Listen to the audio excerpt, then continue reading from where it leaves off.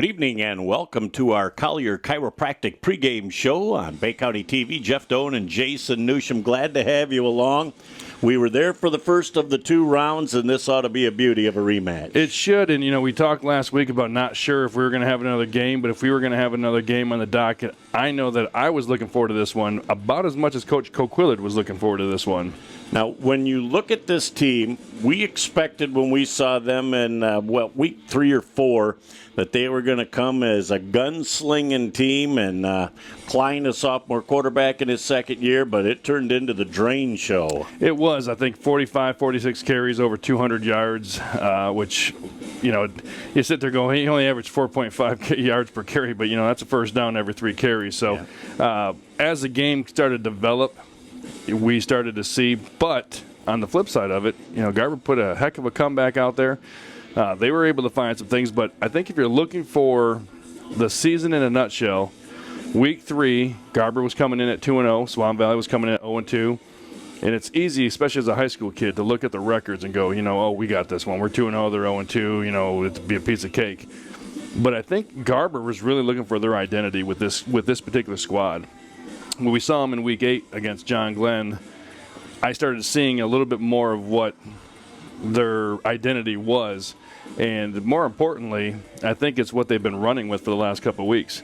So as they have gone through with their season, they have really been able to step up their game and really identify what they want to do, whether it's running.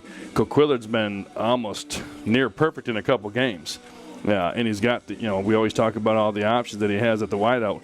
So he's got some options. I think they're really comfortable with where they're at coming into week 10, and we'll see. Well, health of one player is going to be big for Garber and Coquillard because you have got Max Fellows, and Max Fellows went to the doctor Wednesday, was optimistic that he'd be able to play. Doc didn't advise that he play, so he's sitting out this week, but Burrows is another bona fide target. Burrows is, but even in last week, Elijah Tyson really has stepped up, and he didn't play much in the first game back in week 3, so not only is he a bona fide, 40-yard, 45-yard kicker on field goal attempts, he's in obviously almost an instant automatic on the PATs, but he's got some speed, he's got some shiftiness, and he's really walked into a role in the absence of Max to not lose an option.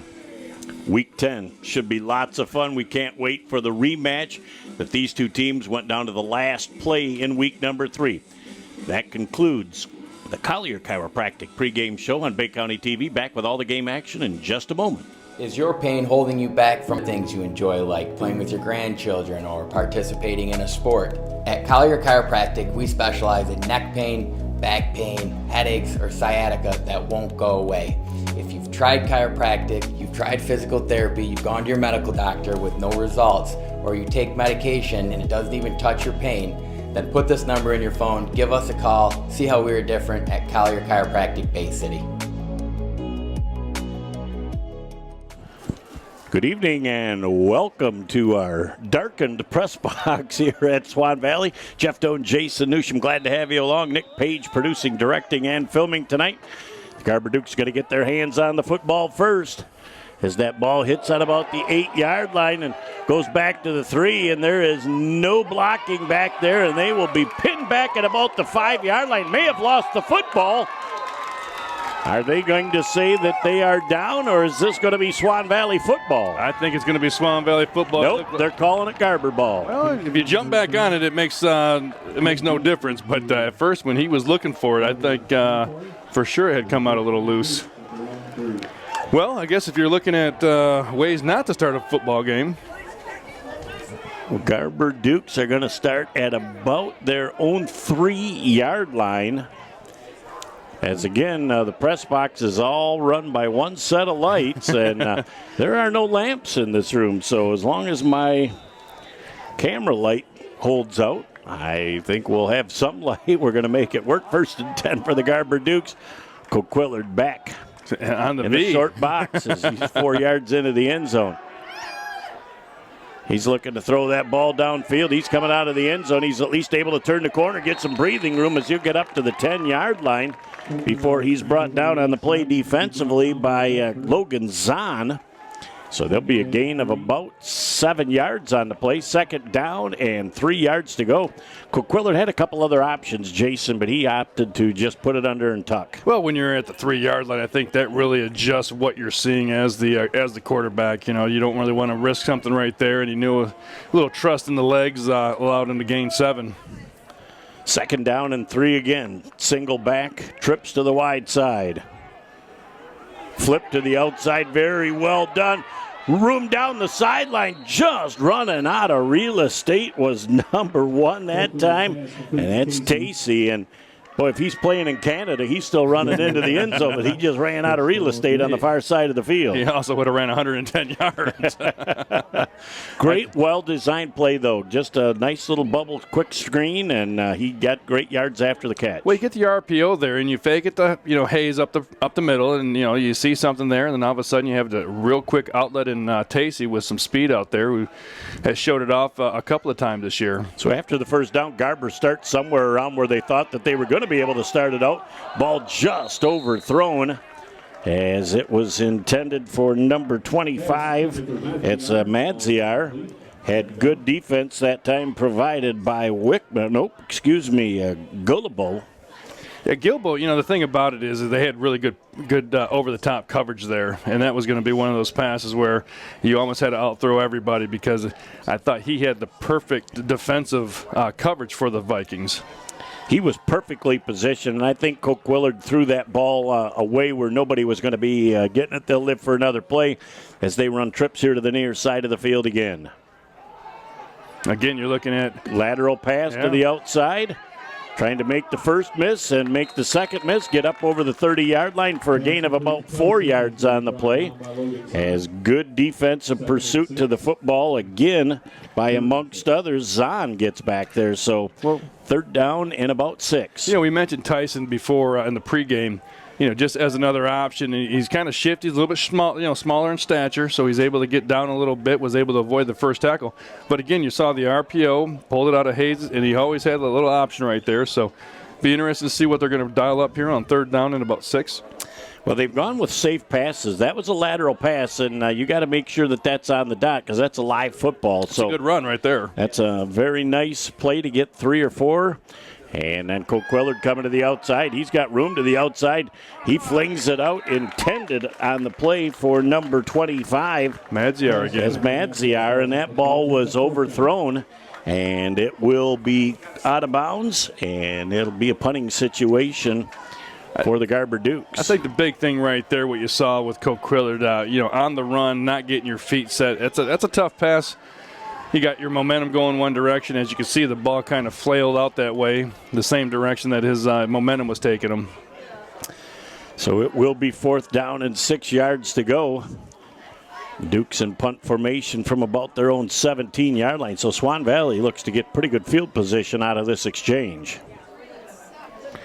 Good exchange. He's going to let it go as a nice high kick. It's kind of rolling over, and that is going to go out of bounds at about the 41-yard line. Oh, the coach is helping him out there with that spot. And they're off by a couple of yards, but it'll be first and 10 for Swan Valley as we've played just a minute and a half of our first quarter, 10:31 left in the first. Well, first off, the coach's spot wasn't wrong. That official spot was wrong. Yeah, if you ask the coaching staff, yes. But you know what? It ended up being a really nice bounce for the Dukes, so they're glad that it hit a little bit of that white sideline. As we get a chance to see our man Tyler Drain to see if he's going to be the focal point or if Klein's going to go to the air right away. Colton Klein, definitely a talented sophomore. And here's the first play of the game, and we got our answer, and we also have a great answer as the Garber Dukes defense just swarms to the football. And that is led by number 34, amongst others. 35 Burrows was in there. Shapansky was in there. We don't have a 34 on our roster, so we'll have to check that name for the number. So 34 for the Dukes will be Tanner Shapansky. They changed numbers this year when they moved them around a little bit. They had a little bit of a change up in their positions and a couple number changes, and we're going to roll with Burrows and Shapansky and even Coquillard at the linebacker spot. You're going to see a lot of those guys and hear a lot of their names. Dropping back into a pass formation, a real nice pass, and they're going to say his toe was on the sideline as that was intended for Zahn. Very well thrown ball, but Zahn couldn't get the feet in bounds. It'll be 3rd down and 10 as Garber dropped into a real nice umbrella defensively, keeping everybody in front. Well, same thing we saw with Coquillard on Klein's first pass there. He rolled out right, kind of threw it a little bit too far to the right. Not getting your feet set really throws off the trajectory of your ball. Klein out of the short shotgun. 3-step drop, looks to the wide side of the field. Great job of breaking down that play in a hurry defensively is Hayes. And that will be a modest gain of about 4 on the plays. 4th down at about 6 yards to go. So both teams with short drives to open the game. The defense wins the first area of chess. It's almost like we're just watching a lot of feeling out right now. Almost like you're watching the first round of a fight where boxers are just trying to figure each other out before they can go back to the sideline and make an adjustment for the next round. In punt formation, there's a nice exchange. Minimal pressure, and that ball gets kicked off the side of the football. It takes a nice Swan Valley roll, and it's going to go down to the 30-yard line. At that point, it'll be 1st and 10 for the Garber Dukes. That was a 26-yard punt, and that thing probably only went about 16 yards in the air, and they got a friendly roll for the rest. Well, home field advantage, right? It's why you're hosting the game in the playoffs here. I think we're just flipping the position here right now with the spots of the ball where Garber punted from, and where now Garber is receiving the ball in their second possession with just a skosh. 9 minutes and 1 second left here in quarter number 1. So both teams basically, taking a short amount of time, about a minute and a half off of the clock on their first drive, and now we'll see the coaches have had an opportunity to look, see what kind of adjustments that they make. Coquillard on the keeper, tries to turn around the corner. Boy, he has a lot of company coming, and he loses the football for a 1-yard gain. A 1-yard gain. That's not bad for about to be a 1-yard loss turned into a 1-yard gain. But, we talk about it week in and week out, Jeff. It's all about ball control. It's all about not having the turnovers. It's all about playing discipline, making sure you're not getting the penalties that are offsetting big plays. So, right there, they're fortunate they're fortunate twice. They've lost the ball, they put the ball on the turf on the kickoff, and then that one. So Hunter Smith was in on that tackle, so 1-yard gain. It'll be 2nd down and 9 yards to go for the Garber Dukes. They run trips to the wide side of the field again with a single back. Coquillard again on the keeper, trying to go to the outside, does get rid of it, gets rid of it late. But a nice run after the catch for a gain of about 6 or 7. Coquillard living right on the edge out there. That and again, Tasty's nothing more than the option pass outlet, right there, option flip right there. Because again, I thought that may have been a lateral pass. So he's kind of taking it, seeing what he can get, and the bad thing about it is when Tasty gets his legs moving, he's got some speed, but you're basically putting the ball with his heels on the ground and then having to try and make things happen. Well, and again, they have not handed the ball off yet. Don't know if this will be a situation on 3rd and a long 3 that they'll have an opportunity to see if they can put a dent in the Swan Valley defense. Coquillard again out of the shotgun. Single back. Quick pitch to the outside. Look at the pursuit, but the speed also turning the corner with the 1st down and more out to the 45-yard line. The Garber Dukes pick up a nice 1st down run, and that is Shapansky. Yeah, nice run right there. Hard. He's got that linebacker mentality, like he's going to hit somebody. Yeah, he turns the corner, and he's looking for a dark jersey as well as making the extra yards, but showed some speed for a big fella.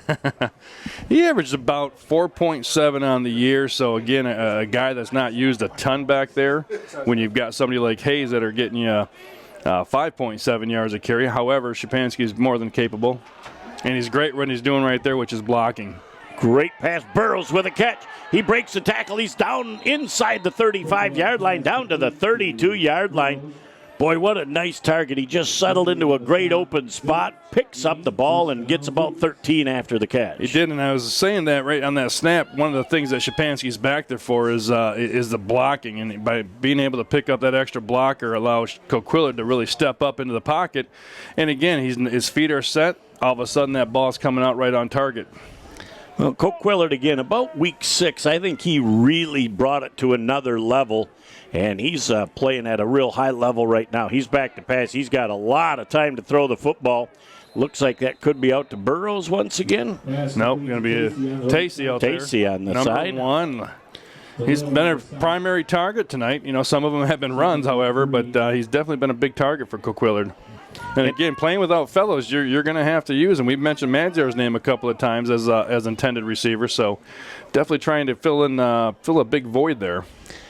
Well, and it's a great chunky yardage on first down. It'll be second down and 3 yards to go as we're at 8:11 and holding. The clock was not moved much in the first quarter with all these plays going to the sideline. Coquillard back again. Here comes pressure. He makes the first person miss, and he's going to throw that thing out of bounds. He's outside the tackle box. It goes past the line of scrimmage. Everything's copacetic. Copacetic. May as well throw out a word that the viewers right now just went to the thesaurus in their dictionaries for the Webster. It is.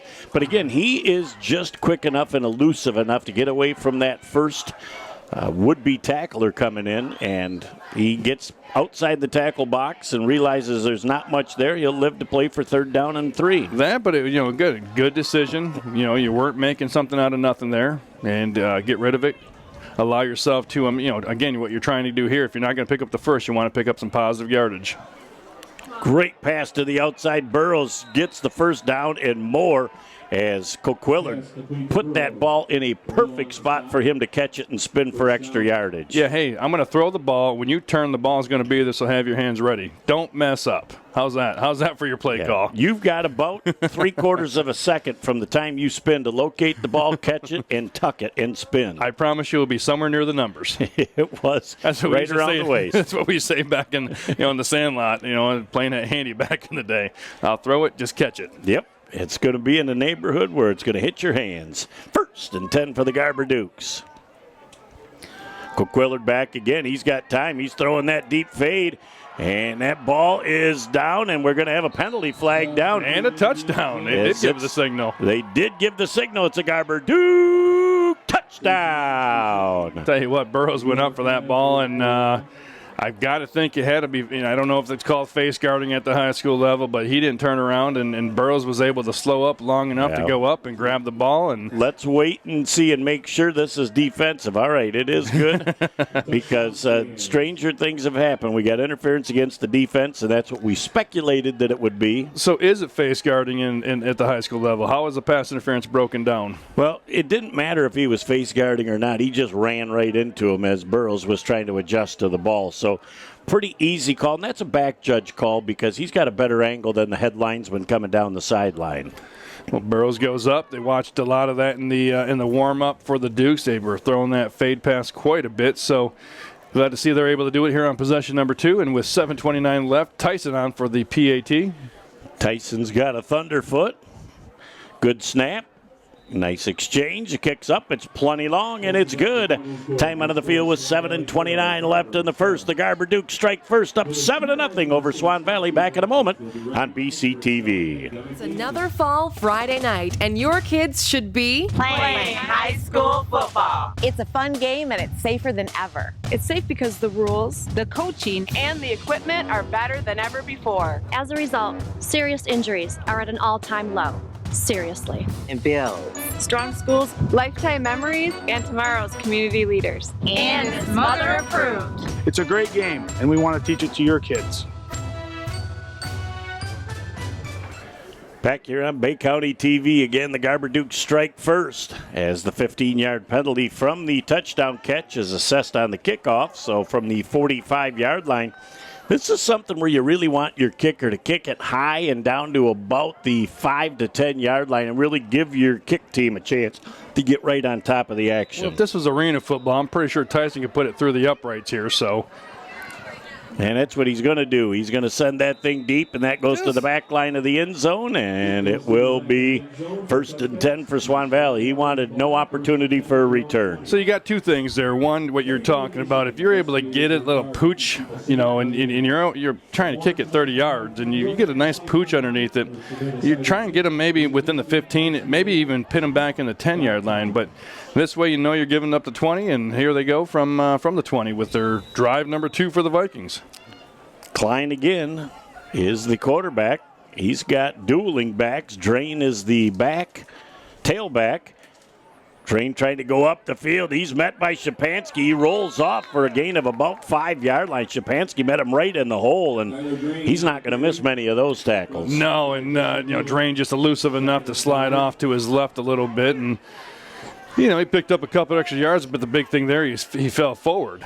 Momentum going forward. He fell forward and was able to pick up 5. We're going to see if they're going to try and make this a Drain show, as they had power I before offset, and now Klein on the keeper is going to bang forward for about 3 yards, and he's hit by 4 or 5 Garber Dukes as they come up out of the bottom of the stack for the Garber Dukes. Coquillard with the first hit. It's funny because the announcers here at Swan Valley can't say it like you. I know. Coquillard? Well, I'm Coquillard. I practiced that a lot. The last year that I worked full-time with Quiz, that was a real tongue twister for me. Shouldn't be, but for some reason Coquillard didn't pop off the tongue like it should have. Well, it's not copacetic. It's 3rd and 1 now for the Swan Valley Vikings, as they're going to take the ball off tackle, and they're going to pick up the first down and a couple more. Initial hit defensively by Cade Coquillard. It's going to be enough to move the sticks. Another 1st and 10 for the Swan Valley Vikings. Well, we got our chance at Joey Miller there, the junior, with a hard run up the middle. That name's going to sound familiar. His mom is the new girls basketball coach here at Swan Valley. Former phenom at the high school level at Carleton. Did some great things at Delta College with the women's program, and now Joey is being able to live in mom's shadow. Now, they had Coach Roberts out here for quite a few years, too, and he did a great job. Pressure coming. Klein's going to throw that ball deep down the field and just over the outstretched hands of the intended receiver on the play, and that was Gilbo. Great defense that time, though, provided by the Garber Duke defense. I think it was one of those things, again, like we saw with Coquillard on one of his long passes, was same situation. It was either going to be too far from everybody or letting his guy get a chance. And we know Gilbo has got some athleticism. Kackmeister, another guy that they like to target, has some athleticism. So definitely a big thing for those guys to try and get him involved early. They run the same two against each other once again, as defending him will be Sella. And so quick pitch to the outside, and again, Garber has things very, very well positioned, and Drain is only going to pick up a yard or so as he is hit defensively by number 61, Nearing. Yeah, Lucas was on tackle. Again, maintaining your gap, as we talk, a gap integrity, spins them back into the Nearing tackle. But making that first initial contact, forcing him back to where you knew the white jerseys were going to be, he's going to bring up a 3rd and long for the Vikings. Outside shoulder, again, that's exactly right. Brings them back into the inside, and then your pursuit comes to make it happen. Climb back to pass, and he's going to throw this ball on the outside, and what a nice catch that time by number 11, Heckmeister. Well, just mentioned him as one of the primary targets here for the Vikings, and Stella got caught going back in a nice pass, got one toe down, which in the high school level is all you need. And if you were watching that one in replay, you're going to see that left toe just come down, the left foot come down first. And Sella playing just a little soft on that, but again, doesn't want the big play to happen. So he's going to roll back about 5-6 yards off the line of scrimmage. And Drain's going to be the ball carrier up the middle. He gets hit initially by number 61, Nearing, but he's going to pull forward for a gain of about 9 yards. And I don't know why the line judge down here is stopping the clock. He kind of thought it was a first down, but if you're at the 41-yard line and the chains are at the 40, we don't stop the clock. Hey, need to catch his breath. There's a lot of action going on. He's moving a lot. I'd say that's what you're paid the big bucks for. Klein on the keeper. He's going to they're not going to, now, all right, he's going to be short of the 40-yard line. Why are you stopping the clock? The ball is not on the 40-yard line. It needs to be on the 40-yard line for that to be a first down, and it will be. Close enough for them to bring it out. Oh, my goodness. So we're going to bring the chains out. That's like the 20. If the ball is on the 20 or the 30 and it's not on the white line, is that we just taking some time here for. I think that the chain gang needs a little exercise to come across the field because the way they've got the chains set, he's going to be the stripe of the football short. Now we'll find out if your stripes are correct. Well, if the stripes are correct at 10 yards, he's going to be the stripe of the ball short. By using OK to say, you can make it. So how if that chain is set up on the 40-yard line on the other side, do they stretch it out and it's a half a ball short of the 40-yard line when they come out here with the measurement? Well, inquiring minds. That's why the National Enquirer has been in business for 50 years, Jeffrey. I don't know. That's a play right there. I guess it'll be Swan Valley 1st and 10, but the line judge here on 2 plays in a row, he wanted to stop the clock. So he brought the chains out, and the chain said it's a 1st and 10. We go with that. 1st and 10 for the Vikings.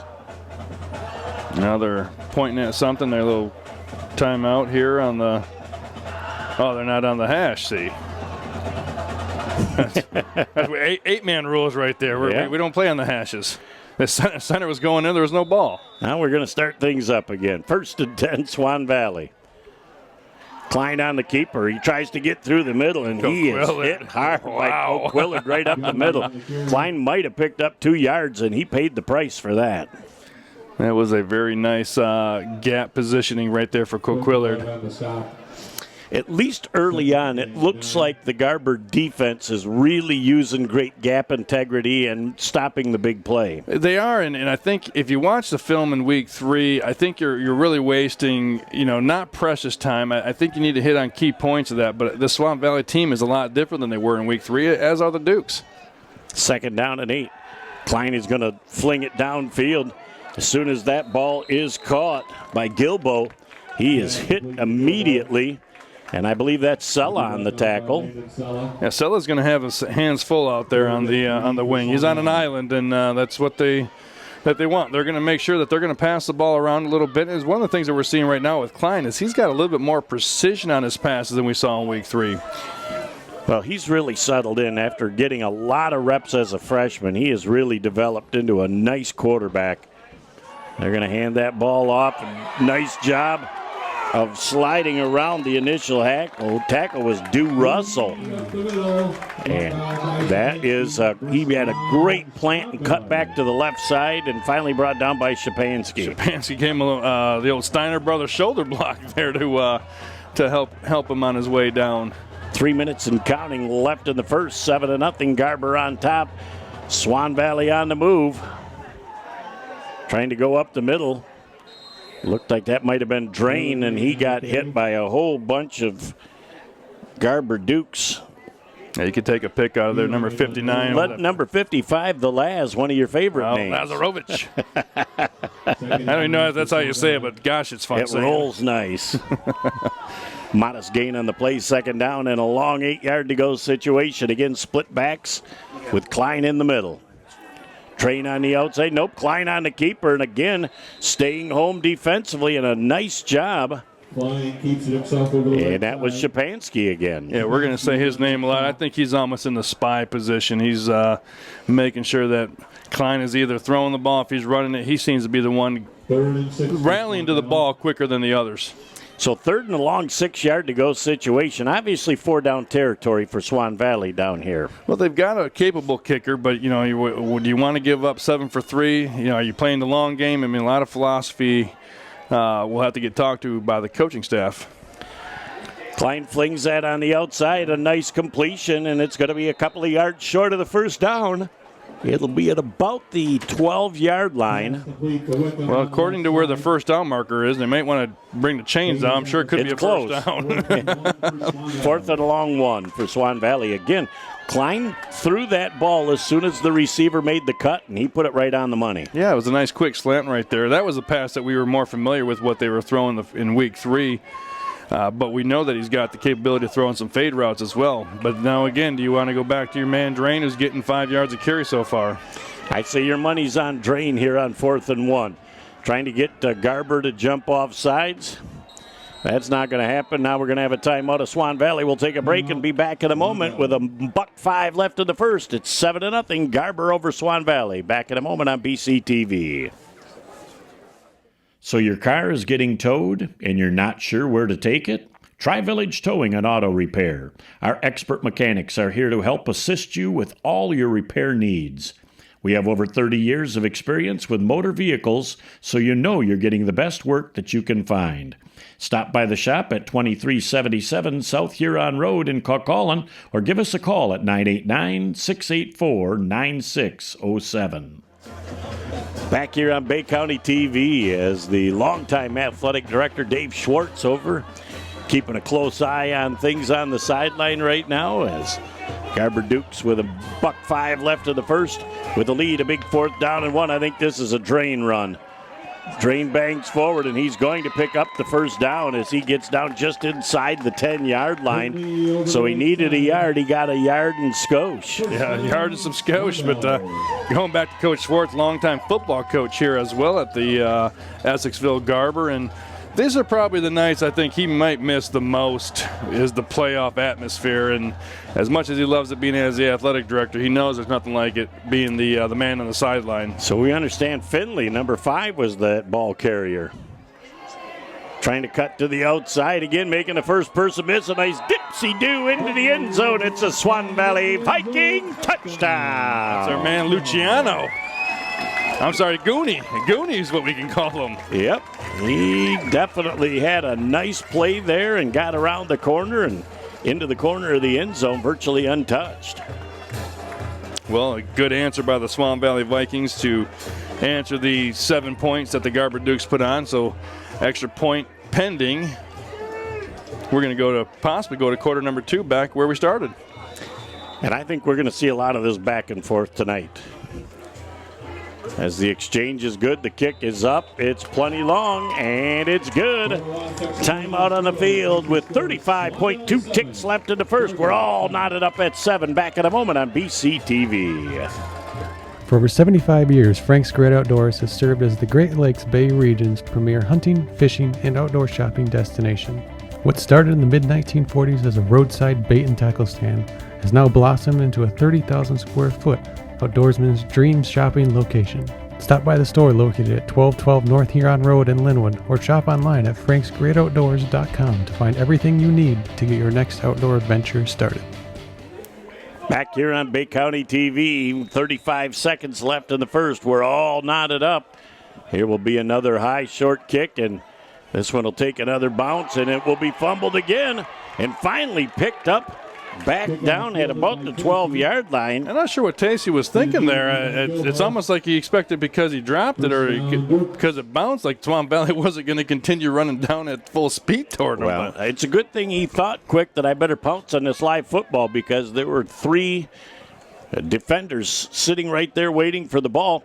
And I think after the first 2 kicks, you're going to need to move up 5 yards on that back line to get that ball in the air with the momentum, hoping that you can get your return team to get a few blocks. Well, I think if you're going to learn anything from those first 2 is you got to quit letting it bounce because it's not a basketball and there's no even bounces here in the game of football. 1st and 10 for the Garber Dukes. So very fortunate for the Dukes. Might be the last play of the quarter, indeed, as that would have been a huge turnover. Coquillard back out of the shotgun. Jet sweep to the wide side of the field, trying to turn around the corner. Not much real estate there for number 3, Tyson. Tyson on the jet sweep there, again getting him the ball. Got a man down for the Vikings. Can't see too far. Was that Hayes with the run? Nope, it was Tyson. Tyson, all right. On the sweep. And so with 19.9 seconds left.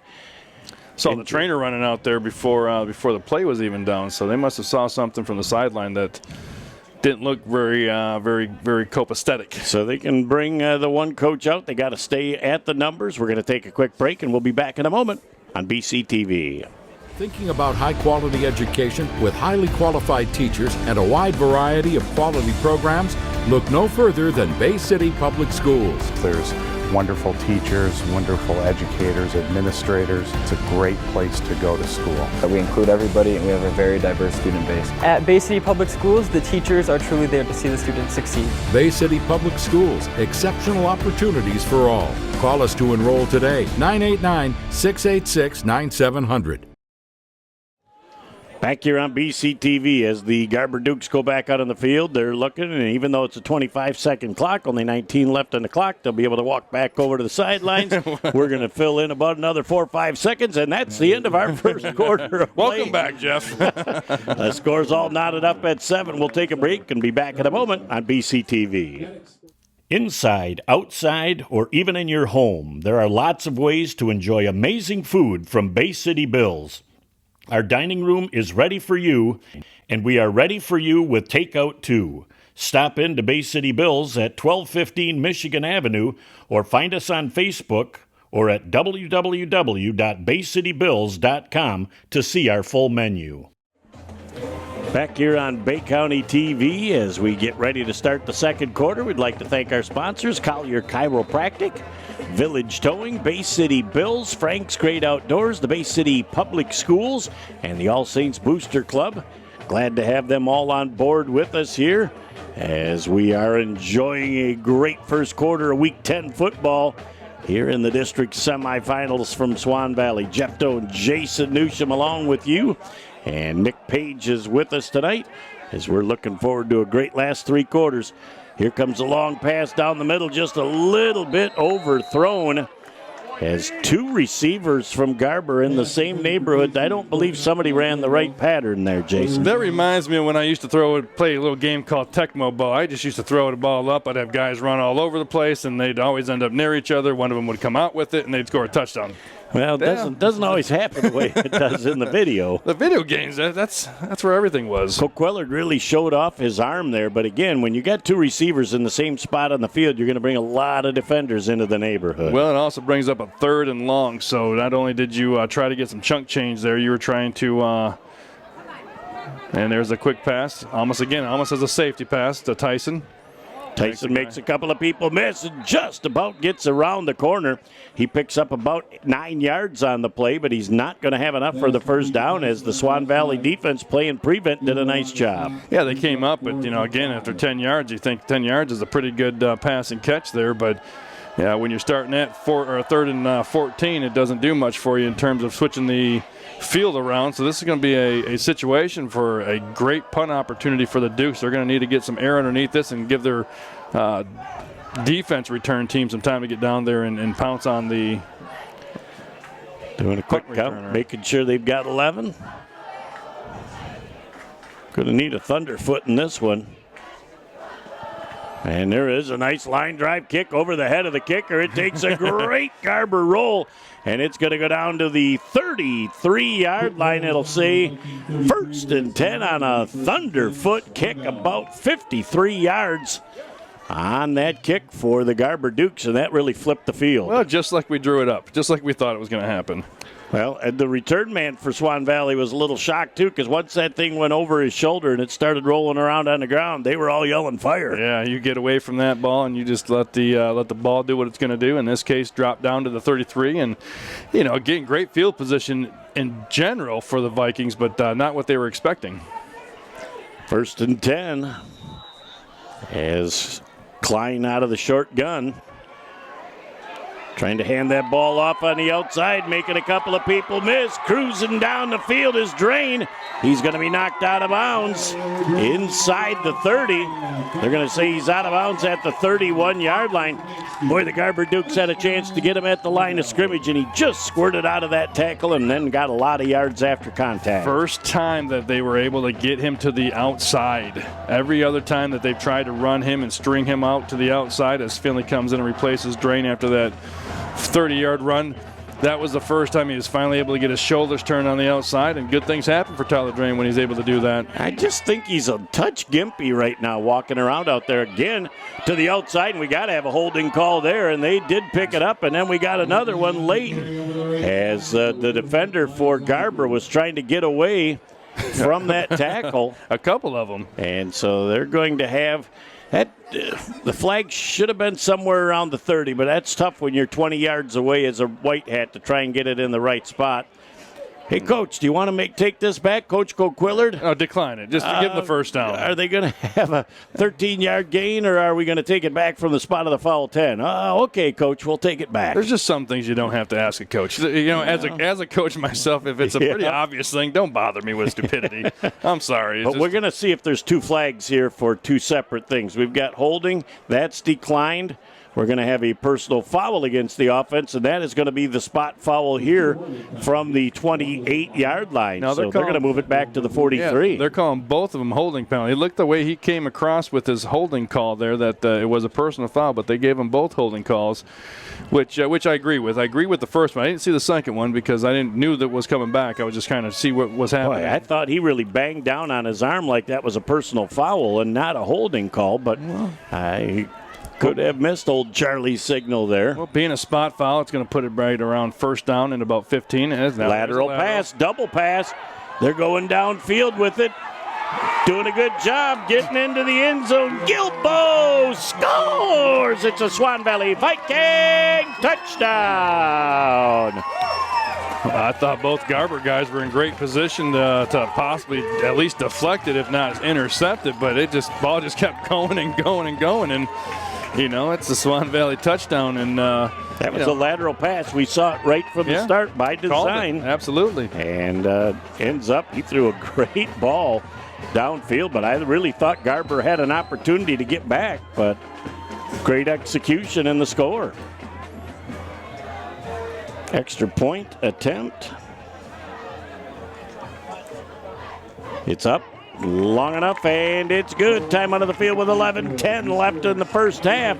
It's 14-7. Back in a moment on Bay County TV.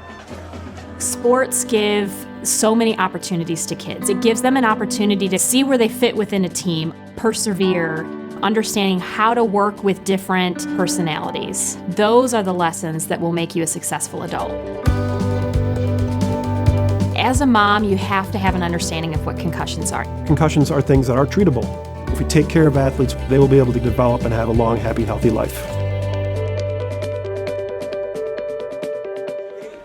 Back here on BCT, a little trickeration gets the Swan Valley Vikings a good lateral pass downfield for a touchdown, and they've got a 14-7 lead as they're set to kick off to the Garber Dukes. Looks like Garber's moved themselves up 5 yards. And now he kicks it a little bit further. That's all right, though. This is a much better opportunity for a return, going up the middle, up over the 25 to about the 30-yard line. So the best starting field position of the first 3 kicks for the Garber Dukes. Yeah, Tacey's got one of those wheels on him that if he is able to break a tackle or 2, he's got that little giddy up and go like you used to have there, Jeff. Oh, that was many moons ago for sure. Now it's the slow boat coming from across the pond. First and 10 for the Garber Dukes again. 11:03 left in our first half. Boy, this has been a long first half of football. Let's see if the Garber Dukes can have an answer for that last Swan Valley score.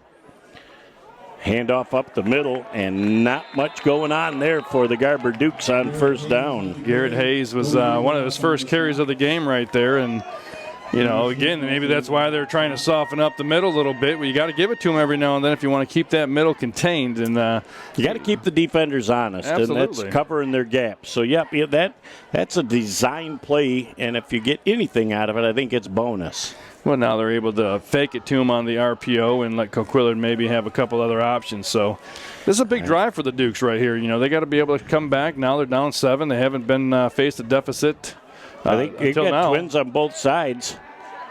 Trying to fling that ball to the outside. What a great catch that time. About a yard short of the first down for Burrows. And actually, the play going to Burrows, they had 2 receivers and 3 defenders to the far side of the field, and they may see that upstairs.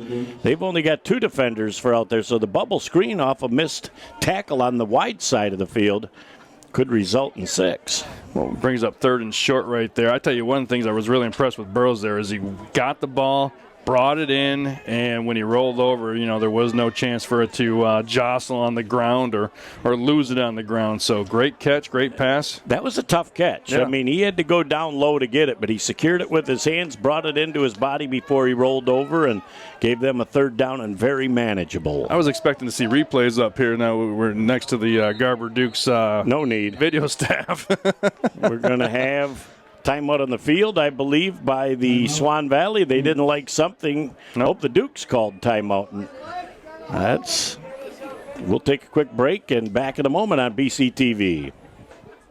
Village Towing and Auto Repair of Kaukaulin and Bay City is here to help you in your hour of need with fast and friendly service. With over 30 years of towing experience, we know how to get the job done quickly and safely. From big to small, we do it all. Give us a call at 989-684-9607 for all your towing needs.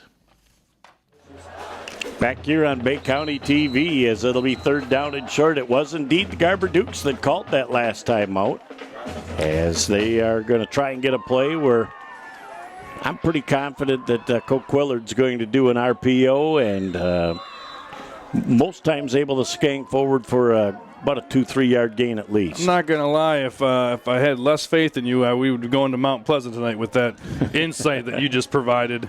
Well, I believe that is going to be their number one option, but I've been wrong a multitude of times in the past. He comes forward.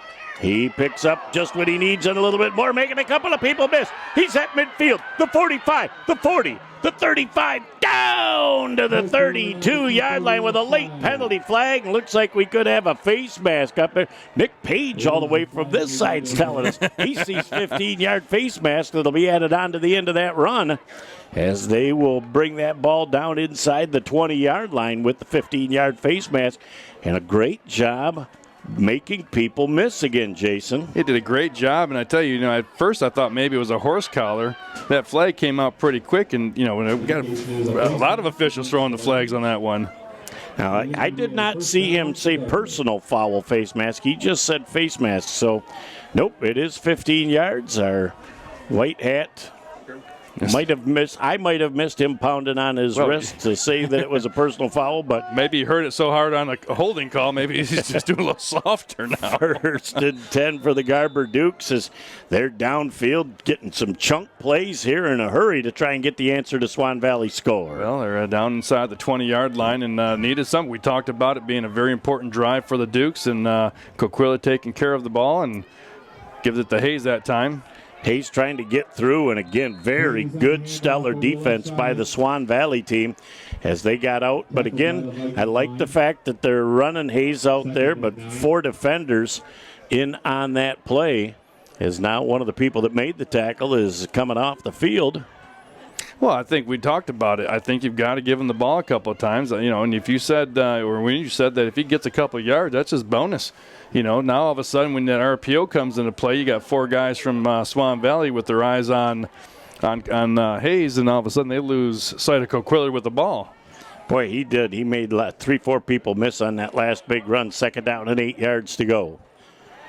Coquillard back to pass, triple pump. Gets the ball in the middle and kind of short hops it. He really never got his feet set to make that throw, and I don't think he was real confident that he was going to be able to thread that in, so that might have been by design. Well, he had a linebacker that dropped back into coverage there that I think was kind of deterring him from trying to maybe throw that needle in there. But, again, the two passes that we've seen him really be off on have been the ones where his feet have been moving. When he's had time to get his feet set, he has been pretty spot on, and as has Klein for Swan Valley.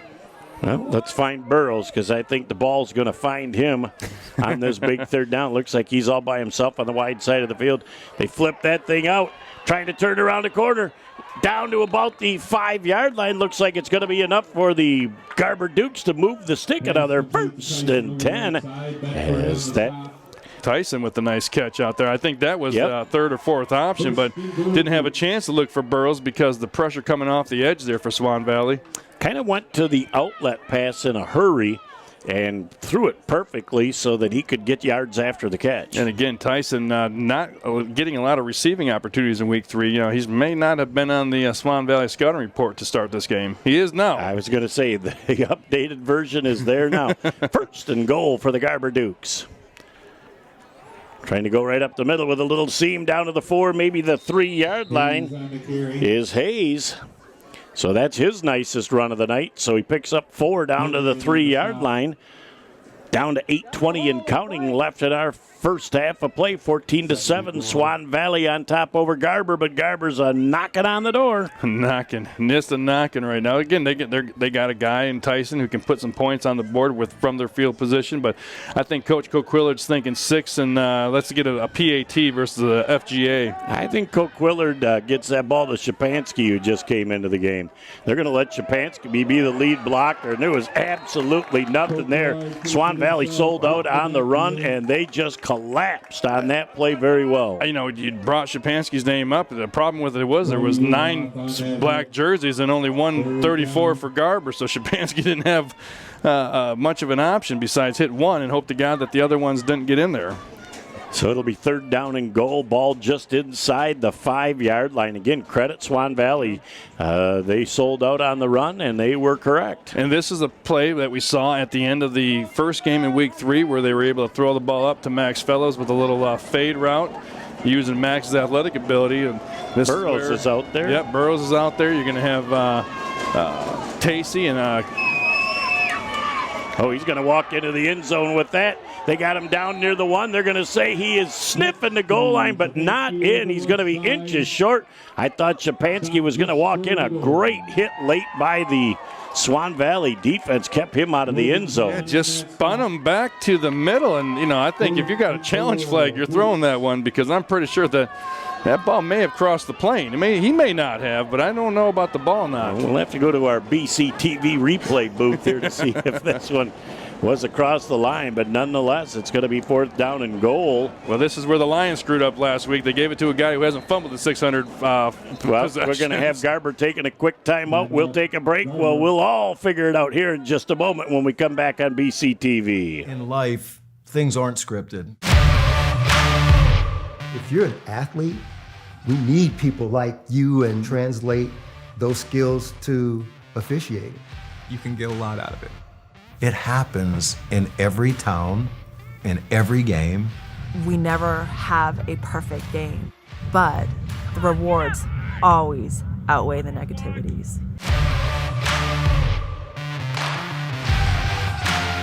Back on Bay County TV as we get ready for the biggest play of the game thus far. This is going to be the Village Towing key play of the game thus far. As the Garber Dukes are going to have a couple of good options. I think Shapansky's back there. Coquillard on another option play is going to be an option as well. This is where I just get your quarterback under the center. You know, trust your center and just follow the lead. Get right behind the big butt and go. Here we go, up to the line of scrimmage, and that's exactly what it looks like they want to do.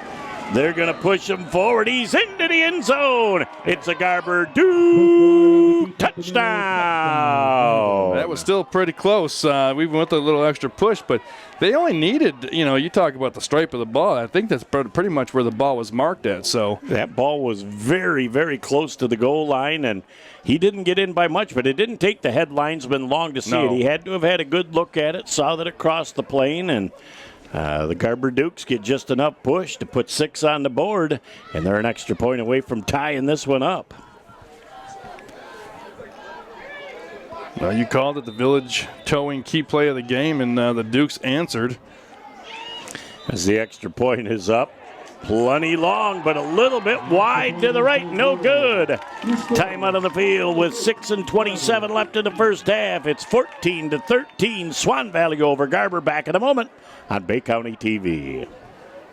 For over 75 years, Frank's Great Outdoors has served as the Great Lakes Bay region's premier hunting, fishing, and outdoor shopping destination. What started in the mid-1940s as a roadside bait and tackle stand has now blossomed into a 30,000 square foot outdoorsman's dream shopping location. Stop by the store located at 1212 North Huron Road in Linwood, or shop online at franksgreatoutdoors.com to find everything you need to get your next outdoor adventure started. Back on BCTV as the Garber Dukes with a touchdown answer and a miss of the extra point have pulled within one. And, Jason, this is everything we'd expected in the game tonight. Yeah, we talked about it going down toward the concession stand, just about what we expected. And definitely going to be a nip and tuck type of game. But, who's going to make the stand when it counts, when it comes down to it? Is it going to be the Duke defense? They're going to need to make one soon. Line drive kick, and that is going to go out of bounds. So probably going to be taken at the 35-yard line by the Swan Valley team. We'll find out if that's exactly what their coach wants to do. One of the questions I got on that, you're kicking it down toward Tyler Drain. I'm just going off of my lack of football coaching etiquette, but I would not kick the ball anywhere near Tyler Drain to give him any opportunity to have the ball in his hands. He is a very talented young man, but other than one run tonight, I think the Garber defense has done a great job of neutralizing him. I agree, but I still wouldn't want to give him a full head of steam coming down the field either. Yeah, he's a big, strong kid, and he runs hard. So it'll be 1st and 10 as the chain gang scurries to get into the spot they need to be. Now they say we can get things rolling. That's our first playoff game, too. Klein with a handoff to the outside again. Guess who? Finally, when he gets his shoulders turned, Jeff, he has a little Adrian Peterson look to him where once he gets his shoulders turned, so you really need to get him going east and west and get into his legs before he gets the turn. Well, and they did have him initially going east and west, but boy, he found the hole he wanted. He planted that foot cut upfield and had a nice 11-yard gain for a 1st and 10 Swan Valley. Here comes Drain again. You get him moving laterally, and he's only going to pick up a couple of yards out to the 48-yard line as it looked like Coquillard and company on the defensive stop. Yeah, Shapansky in there, but, number 71, I believe it was 71, Westfall, got his hand in there, got the paw in there, and I think just a little bit on the shoelace. Able to slow Drain down for that split second. As Luciano looks like he is replacing Drain in the backfield. Handoff again to the outside, and that ball is going to be carried by Dew Russell. And a very modest gain of a couple of yards on that play. It's going to be Finley on the carry. Luciano Finley, number 5. Swan Valley with the dark numbers on the dark jerseys. Not good for this peeps here. 5 and 6 look very similar from this far away. Ball right at midfield. It's going to be 3rd down and 6 yards to go. This is what we talked about. This is a big opportunity. Get your offense back on the field. They just had a really nice drive. Plus, Swan Valley is going to get the ball in the second half. So you want to try to put something here as Klein's with the keeper. Klein comes to the outside, and he's going to be about 2 yards short of the first down marker as Sulla comes up with a big tackle. Thought he had him a couple of times. They did a really nice job making sure they had the first man contained, but he didn't have the ball, and then they did a nice job on Klein. I almost called him Miller coming to the outside. But it looks like they're going to keep the offense on the field, 4th down and 2. Well, that Klein, he does a nice job. He's a good-looking kid. He looks like his Aunt Michelle, but he certainly plays ball like Uncle Tony. 4th down and a short 2 as they go up the middle and very close to that first down marker. I believe he's going to have it by about a yard. Finley over the right side. It looks like Finley, the ball carrier. Now they got a nice 1-2 combo between Finley and Drain back there as Drain comes back in, number 24, replacing Finley after he gets his team the first down. But also important here is the missed extra point. It does keep the Dukes down by 1 right now, and if Swan Valley has a nice drive here, looking to put some points on before the end of as we got something going on, maybe some blood, maybe. Yeah, somebody has to come off, and it looks like Coquillard will have to come off the field, so they'll need to replace him. And they bring another gladiator out. Defensively, that looks like it's Armbruster. Yeah, in that situation, the only way you're going to keep him on the field by having the official call him off is through a timeout. Not going to waste one there. Again, the ball carried by that number 24 again, and Drain is just a great run, and he is going to be about a ball length short of the first down. So he's starting to get some bigger chunks of real estate here in the second quarter. Yeah, I think they really did a nice job in the first quarter, just kind of moving Klein around and letting him do his thing. And then if it's not broke, Jeff, don't fix it. Tweak it. Split backs again as They hand that ball forward this time to number 42, Joey Miller. Miller's going to pick up enough to move the sticks again down to the 32-yard line. It'll be 1st and 10 for the Swan Valley Vikings, as the clock's still not a factor with 3:33 left in our first half of play. We saw that last week with the thunder and lightning that Bay City Western's able to put out there, and it's Miller time when they just need a couple of yards. They need that hard charging hockey player mentality to knock somebody and put somebody going back. Plus, you get them going with some wheels going in that direction. It makes it tough to bring down. They've got about four really talented, and that ball is going to be incomplete. And I'm going to tell you 100% accurate on that call. That call was made by the coaching staff whining to the line judge. There really was some contact there. That was not a catchable football. I pass on that. I agree with you, but, with the way that he came across, it's the same thing in basketball. When you see that defender bring his arm down in a downward motion or in a hitting motion, you're going to make that call 99 out of 100 times. Nah. That's a 15-yarder?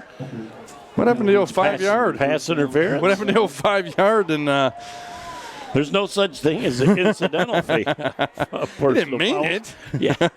Well, that's a big play, too, as they hand that ball again. It looks like Drain might have got a modest gain on the play.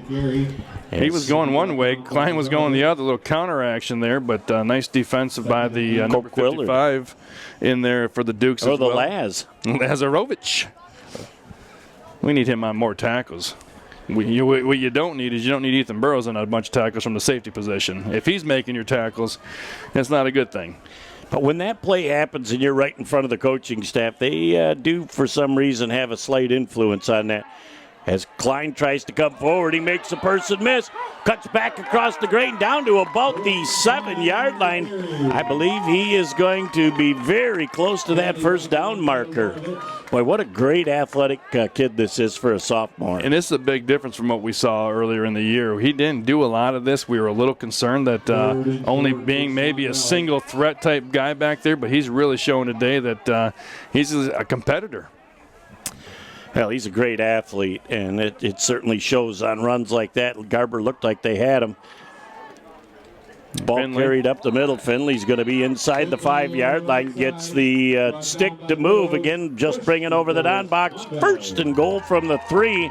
As again, still plenty of time. 2:04 and now counting left in our first half. So really run it well. A couple of things here, Garber's got to really toughen up here on the defensive end, and something they've struggled with right now is in the first quarter they were really putting the kibosh on the run and making Klein throw the ball. The running game's getting going for Swan Valley, so you're going to have to dig something up, and it could be Miller time here. This is right around that time. Ball carried down close to the end zone and into the end zone. It's a Swan Valley Viking touchdown. I call Miller time, they call Finley time, and Finley time wins out. Gets them for 6. Finley got hit about the 1-yard line, but had the momentum going forward and was able to push forward into the end zone. Well, we talk about extra points being important. Garber missed their second extra point, giving them 13 points, and this is going to be a big extra point here for Swan Valley to put the lead at 8. With the extra point, we'll make it 21-13. Good exchange. The kick is up. Looks pretty good from here, and it's good. Time out of the field with $1:38 left in the first half. 21-13, Swan Valley by 8. Back in a moment on BCTV. Is your pain holding you back from things you enjoy, like playing with your grandchildren or participating in a sport? At Collier Chiropractic, we specialize in neck pain, back pain, headaches, or sciatica that won't go away.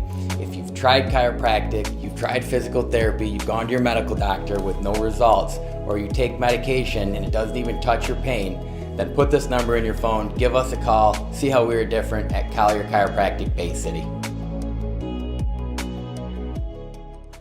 Back for the last minute and a half on Bay County TV of the first half. Another nice drive by Swan Valley. They really utilized the clock well on that drive. Did a nice job keeping the ball on the ground. I thought they did a nice job of mixing between Finley, Miller on a couple of carries, of course, Train on the couple of carries, and then Klein. So So that one goes sailing into the end zone as quarterback or the kick man has really shown some versatility in the length of his kicks and keeping them off balance from the Garber return team. If you want to line up at the 10, I'm going to kick it to the goal line. If you want to line up at the 5, I'll kick it to the 15 and make it bounce a little bit to you. That's a good weapon to have.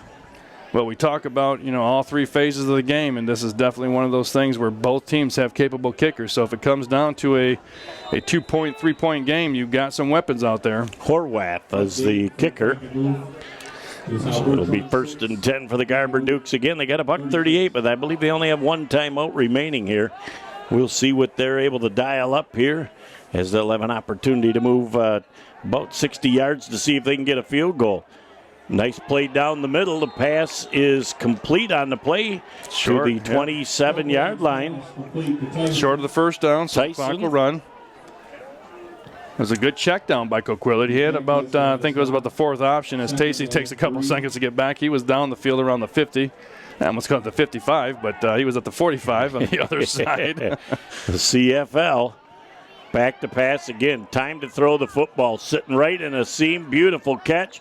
Looked like that might have been Burrows down there. No, it's going to be Madziar with Madziar. All right, 25, not 35. Those numbers are tough to see on the far side of the field. Minute 5 left. Clock will stop here at the high school game until the white hat rolls his arm again. He says the chains are set. We're going to roll again. Coquillard with about 15 yards here has got the ball out to Burrows again. Burrows can't get outside, so we're going to have a catch and by Burrows, and that was very, very close to being a delay a game by the defense. He was already down on the ground, and they're holding him. Now they're going to say that was an incomplete pass, and they're going to move it back to the line of scrimmage. Well, a couple things there. When you're going towards your opposing team's sideline, it does give you that advantage because there's about 52 officials out there, not just the 5 that are in the stripes, but all chirping in the air, and a couple of quick conversation, but the clock will stop on the incomplete pass with. And you're going to have the second down box over there as he's like, where did the ball go? Where am I supposed to go? He needs to go back to the original line of scrimmage, was at the other end of the chain. And well, this is something, too. If I was Coach Coquillard, I'd be saying, hey, we need some time back on the clock. There's got to be time rolling because it never stopped. Those 8-9 seconds right there while they were conferring, that's huge. Could be huge. Yep. And that's certainly enough to run another play, but again, the ball dropped. The ball was thrown in an area that it could only be caught, nothing damaging happening. So are they going to reset the clock? 4 more seconds on the clock. All right. I guess 4. We'll just cut down what Jason said. He said 8. We'll just cut it to half. Coquillard back. There comes the pressure. He's going to throw that ball deep. Burrows down there, goes up for the catch, and what great defense that time by the Swan Valley cornerback. And I'm trying to look at his number. It's 20-something. 23. That's 22. Bedford. As Burrows is down. Burrows went up high, and I thought he had a great chance, but boy, the defender came up and perfectly timed his leap to knock that ball away. With the Burrows down for the moment, we'll take a quick break and be back on BCTV. There's just one place where students are students first, and athletics are played with purpose and perspective. That place is your local high school. High school sports offer more than the joy of competition. Studies show that student athletes are also likely to enjoy greater levels of achievement in other areas of their lives, including academics. High school sports, a winning part of a complete education. Back with a big 3rd down and 10-yard to go situation.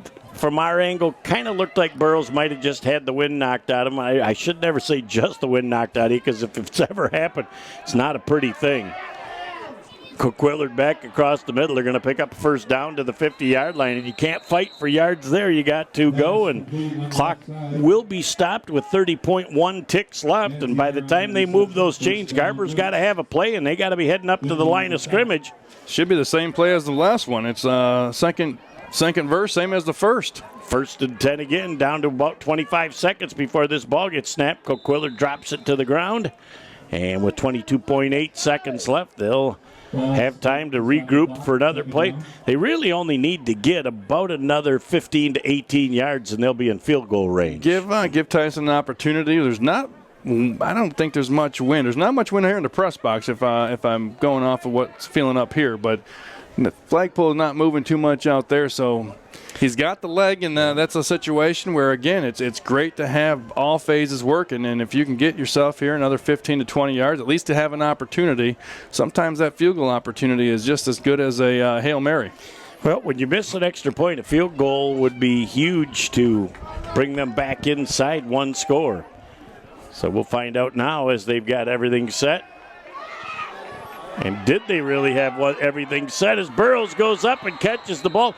I think they're going to have an illegal shift on one of the slot receivers. Didn't get reset for a second. I don't know why our referee is looking out there when his job is to the middle of the field. Let's see, yep. Well, I just took off a beautiful pitch, beautiful catch. And again, here it was. You weren't even rushing to the up to the line. You just spiked it on first down, so you had time to get everything set. So what you've got here is you've got an illegal procedure called by the official. If it's an illegal procedure, it's a dead ball at the spot that it happened, but they let the play go on, which would suggest the only other way that can be a procedure is with an illegal formation. Right. But the illegal formation is something that the line judge and the head linesman call and not the referee. Yeah. So I thought they got one of the slot receivers for not being set and that they had a motion penalty. As now they're going to go back downfield again. That ball just overthrown, and it will be 3rd down and 15 with 10.4 seconds left. So I'm a little perplexed by that last call. And it takes a lot for you to perplex. Well, and again, if that is a illegal formation or illegal motion, that's not the White Hats' primary responsibility. Correct, and if anyone knows that, it's me and Nick Page, our producer, because we heard about it since week 1. We know the rules. We've got the rules. And the thing is, if that is there, then why didn't either one of the head linesmen or the line judge? And, I'm an official. I try not to be critical, but stuff like that scratches your head, and it costs about a 40-yard gain to be nullified. Coquillard back again. Now he's going to try and run forward. He's got to get rid of the ball. He's got Burrows for the first down and more as he makes a couple of people miss. He's going to get down to the 30-yard line. They're going to have to call their last time out. They run out of time and are unable to get the timeout called. That'll be the end of our first half of play with our score 21-13, Swan Valley over Garber. Back in a moment. We'll recap the first half, set the stage for the second half right here on BCTV. So your car is getting towed and you're not sure where to take it? Try Village Towing and Auto Repair. Our expert mechanics are here to help assist you with all your repair needs. We have over 30 years of experience with motor vehicles, so you know you're getting the best work that you can find. Stop by the shop at 2377 South Huron Road in Coquitlam or give us a call at 989-684-9607. Good evening and welcome back to our Village Towing halftime show here on Bay County TV. As we look at a first half that was extremely well played between these two teams, just a couple of plays were the difference in the 21-13 score. Yeah, I think if you're looking back, and we always talk about the adjustments and what teams are going to do in the second half, and I thought you saw the first quarter was kind of feel each other out. We saw a lot of balls being thrown around between Coquillard and Klein. But what I was really impressed with and what I expect more of coming in the second half is going to be more of the run game for Swan Valley. Establishing it in the second quarter was key, but I think what they want to be able to do and continue to do is really wear down that front four, front five for the Dukes because a lot of those guys are playing both ways. So, when you get that run game going with Finley and with Train and with Miller bouncing his head a couple times through there, and then, of course, you still got Klein, who's able to run the RPO a couple of times, I think they just they're setting themselves up, I think, for a real strong second half on the run. Well, Drain really only had one big run in the first half, so I think Garber did a great job of neutralizing him. But, again, the four-headed monster that Swan Valley has for the second half, Garber is going to continue to really need to shut down that running game because I think that they're really going to try and take advantage of it. I agree, and it's all going to come down to two things. One is being able to get the stops on the defensive side of it, like we're talking about. But what are they going to do offensively? Are they going to be able, they've thrown the ball to Madziar a couple of times, to Tacey a couple of times, to Tyson a couple of times, to Burrows. Burrows has been a big key cog for the Dukes offense. Are they going to try and get Hayes going a little bit in the backfield? So, again, what do you want to get back to? What they're comfortable with right now, and it's going to be interesting to see. But 21-13, the game, kind of went back and forth. There a couple of touchdowns here. Swan Valley gets the ball to start the second half. I think that's be a big opportunity for the Garber Duke defense. That about puts the wraps on our Village Towing halftime show. Back with all the second half action in just a moment on BCTV. Inside, outside, or even in your home, there are lots of ways to enjoy amazing food from Bay City Bills. Our dining room is ready for you, and we are ready for you with takeout too. Stop in to Bay City Bills at 1215 Michigan Avenue, or find us on Facebook or at www.baycitybills.com to see our full menu. Back on BCTV, ready to go with the second half. Jeff Doan and Jason Newsham, glad to have you along with Nick Page producing, directing, and filming. A high, deep, end-over-end kick going to be taken by, looks like, Drain on the 6. Full head of steam coming forward over the 30 to the 38-yard line. Says, I'll kick it and I'll make the tackle at the same time. I like hearing my name announced. So kicked off by Tyson, tackled by Tyson.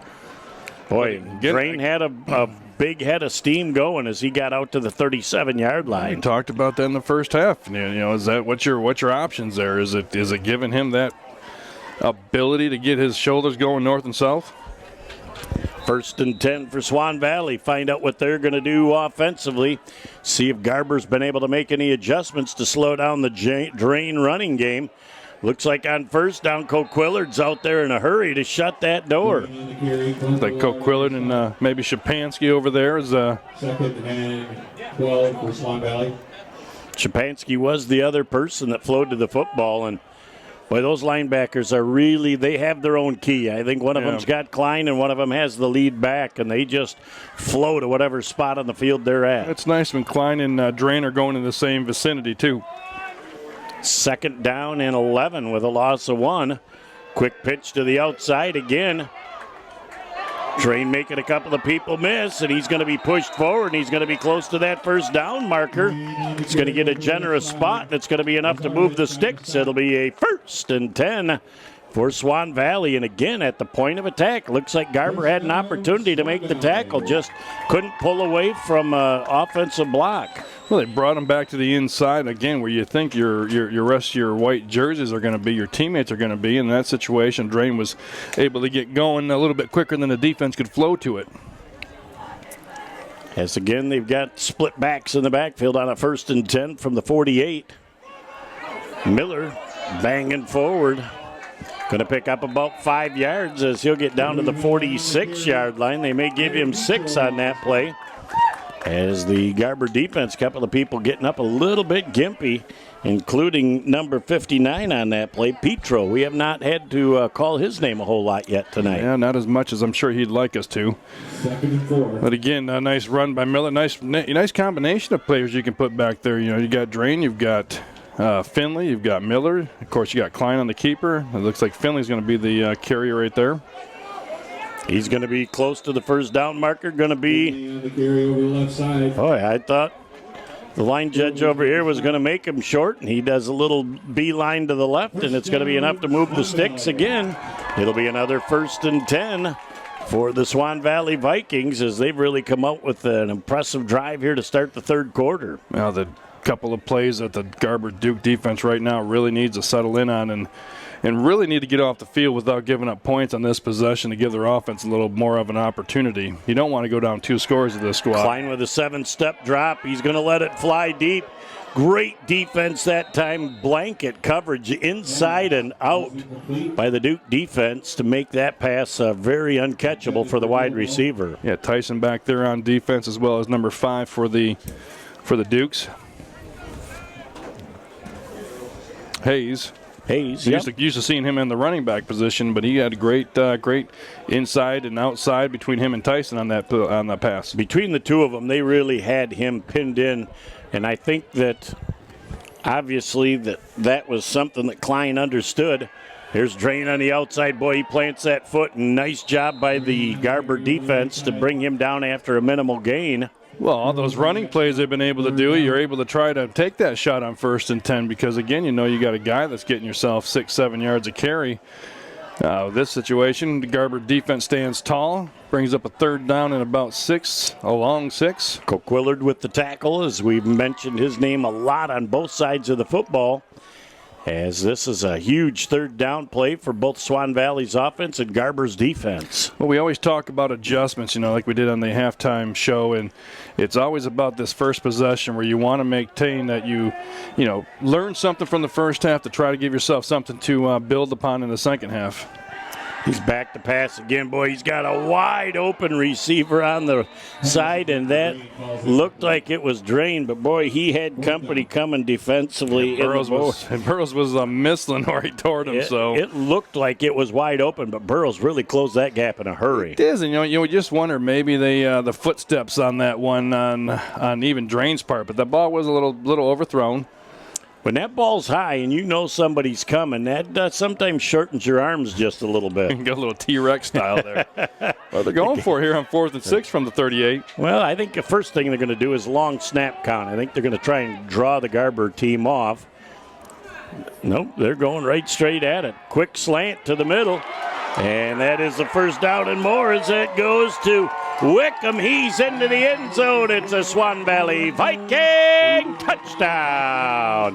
Uh-oh. We got a little white hanky, and we're going to bring it back. We got holding on the offense. Well, that one, again, he does come down hard on that hand when he makes his holding calls. But a couple things, you had a little soft defense right there. That's the pass that we saw a lot back in week 3 were the slants, were the quick passes, and that was right on the money. Everything was good about it, except now with the holding call, it's going to change your 4th down decision, and now you're taking 6 off the board. I really think looking at that, Petro figured that out, and he got his arm up. I don't know how Klein got that ball through or around his arms, but I thought it was going to be deflected. But now 4th down and 15 yards to go will be a punting situation, so break for the Dukes.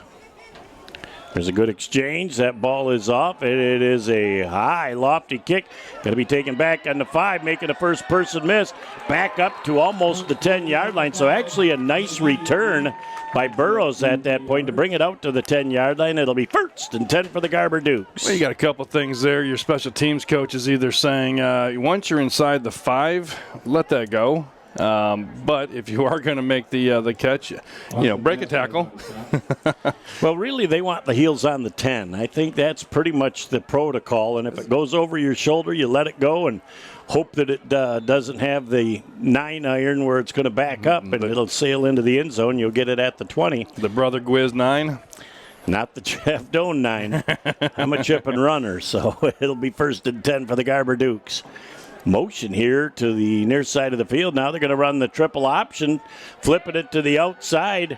And a short gain on the play is, again, running out of real estate. The Swan Valley defense really strung that play out nicely. Well, if you remember back in week 3, and I know we keep alluding to it, but, obviously having these 2 games, we can talk back about it. They scored quick on a play very similar to that to Tacey, and also Hayes on one. So, Swan Valley, hey, we talked about adjustments. What'd you learn from?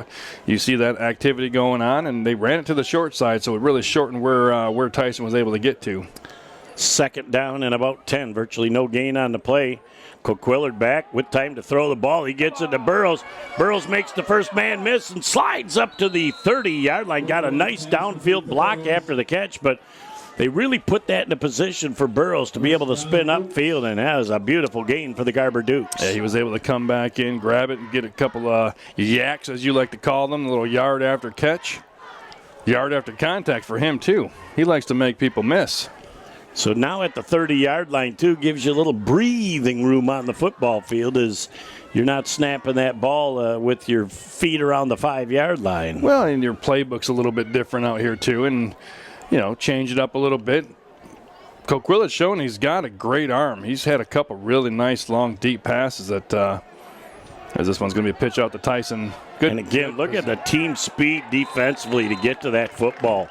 That ball was strung out in a huge hurry. Amongst others, Zahn gets there and cuts that corner really, really well, and there's a loss on the play of about 4. Yeah, there was a lot of black jerseys running to it, and once they're able to dial it in on that play, once they knew what was coming, they sold out on the defensive side of it. So I'm not sure what your counter is on the offensive side. If you can maybe just try and throw a quick pitch pass, maybe get somebody looking in the backfield, but that play was not working from the beginning. Well, they're going trips to the wide side, so let's see if they try and go with a bubble screen out there on second down. They're going to throw that ball out to Burrows on the near side of the field. He's out to the 35-yard line, so he gets about 8 yards of real estate, puts them into a third and about 5-yard-to-go situation, so much nicer than they were at with second down and 14, so good chunk play. Yeah, good chunk play. Tucker Bedford on the coverage there for the Vikings. Real nice catch by Burrows, and a real nice get him out of bounds and live to get to third down. As it's 3rd down and 5 here with 7 minutes and 50 seconds left here in quarter number 3. This game has had a lot of plays that were out of bounds, so this has been a long football game thus far, and a whole lot of it left. 3rd down and about 5 for Garber. Normal 4-man rush comes. Look, Burrows found a nice soft spot, gets down to the 49-yard line. Well, they'll say he's just at midfield. That's still plenty to move the sticks, and another 1st and 10 for the Garber Dukes. They're really going to Burrows heavy on this drive. A little Burrows drive. The other thing about it is the ball's now on the 50-yard line, which makes the first down marker the 40. In theory. If you take 5 milliliters of water and add 5 milliliters of water, you don't always get 10 milliliters of water, folks. You're still on the line, though, you would hope. So, 1st and 10 Garber Dukes again as we're approaching the 7-minute mark here of the 3rd quarter. Coquillard back to pass. He's going to throw that ball on the outside and just trying to turn upfield before he had it was Tacey. He probably had a 10, 12-yard gain out there. Well, he's a couple of times in the games we've seen him this year. He's made some incredible catches, and there's been a couple of plays he wants back, and we're going to chalk that one up to a play he's going to want back. Again, sometimes when you're trying to make something happen before you secure the football, those things happen, but then in the next breath you remind yourself we're dealing with 16 and 17-year-old kids for the most part. So you expect perfection out of them, but yeah, we didn't put a lot of striving. We didn't put a lot into FanDuel.com this week, for the high school game. So that is true. Coming with motion to the near side. Quick pitch to the outside again. Burrows. Great job by Burrows to make the first person just hanging on for dear life out there. And that will cut the 10-yard deficit down to 5. 3rd down and 5. As Swan Valley's bringing a few people in and out. As the Garber Dukes, if they could even get 2 or 3 on this play, probably put themselves in a situation where they'll have an opportunity to go for it on 4th. Yeah, we just talked about how much time is left, but when you're down in a playoff game and you're looking up, that clock doesn't seem nearly as long as we talk about it. Low snap. Coquillard's able to get back. He's got pressure coming. Now he's got a little bit of room. He's got some green grass, making a couple of people miss. Past the first down marker, down to the 37-yard line. So Coquillard again with that Houdini move gets away from the initial rush and then knows where the first down marker is. Gets that and a few extra. 1st and 10 for the Dukes. One of the things that we didn't talk about was the turnovers. Right now, we have had a very clean played game, and a couple penalties here and there, but overall, it's been a pretty well, efficiently clean. And hopefully, I'm not having to knock on wood here anytime soon. But you like to keep these type of games, especially playoff games, to not be dictated by a penalty or on a Hayes going back Fake to the the side. jet sweep, and Hayes the other way, and he absolutely gets stonewalled at the line of scrimmage. Again, another play where the Swan Valley defense just really flowed to the football in the form of number 5, Finley. Yeah, he's all over the field, too. We've mentioned a couple of these guys' names on both sides for both teams, honestly. We're getting a lot of repeat two-way players, old school. Just great athletes. Yeah, keep them. You got to have them on the field. Find a spot for them. 2nd down and about 9 yards to go as they'll give them a modest gain of a yard on the play. Coquillard with a good snap and time to throw the football. Sends that downfield, and a little miscommunication with the wide receiver. Tried to get that to Burrows. It sailed a little bit on him. It did, but again, you're talking the 3 off passes he's had tonight. He's been moving. He's been moving with his feet. He hasn't had them set. When he gets them set, that ball has a better chance of finding its target. And he had a fair amount of time back there in the pocket. Again, the offensive line did a pretty nice job of giving him time to look downfield and survey the defense. Just wondering, as he's going through his trajectory there, or his progressions, yep. But trying to figure out where he can throw it, where the defense goes back, how the linebackers are playing, a lot of things he's got to read in a short period of time. He throws that ball down, and it's perfectly thrown to Tacey, and he's going to be down inside the 15-yard line. They're going to have him down right at the 10, so it's going to be 1st and goal for the Garber Dukes. What a great pass from Coquillard. Feet set, look like the old Fran Tarkenton back there. And again, Tacey making up for the last pass. He was able to catch that one in and get his feet going north, or getting his shoulders going north and south. Well, kids these days have those fancy gloves too, and when the ball gets anywhere near them, it's pretty sticky. Even though it's not the Lester Hayes type of stick 'em on them.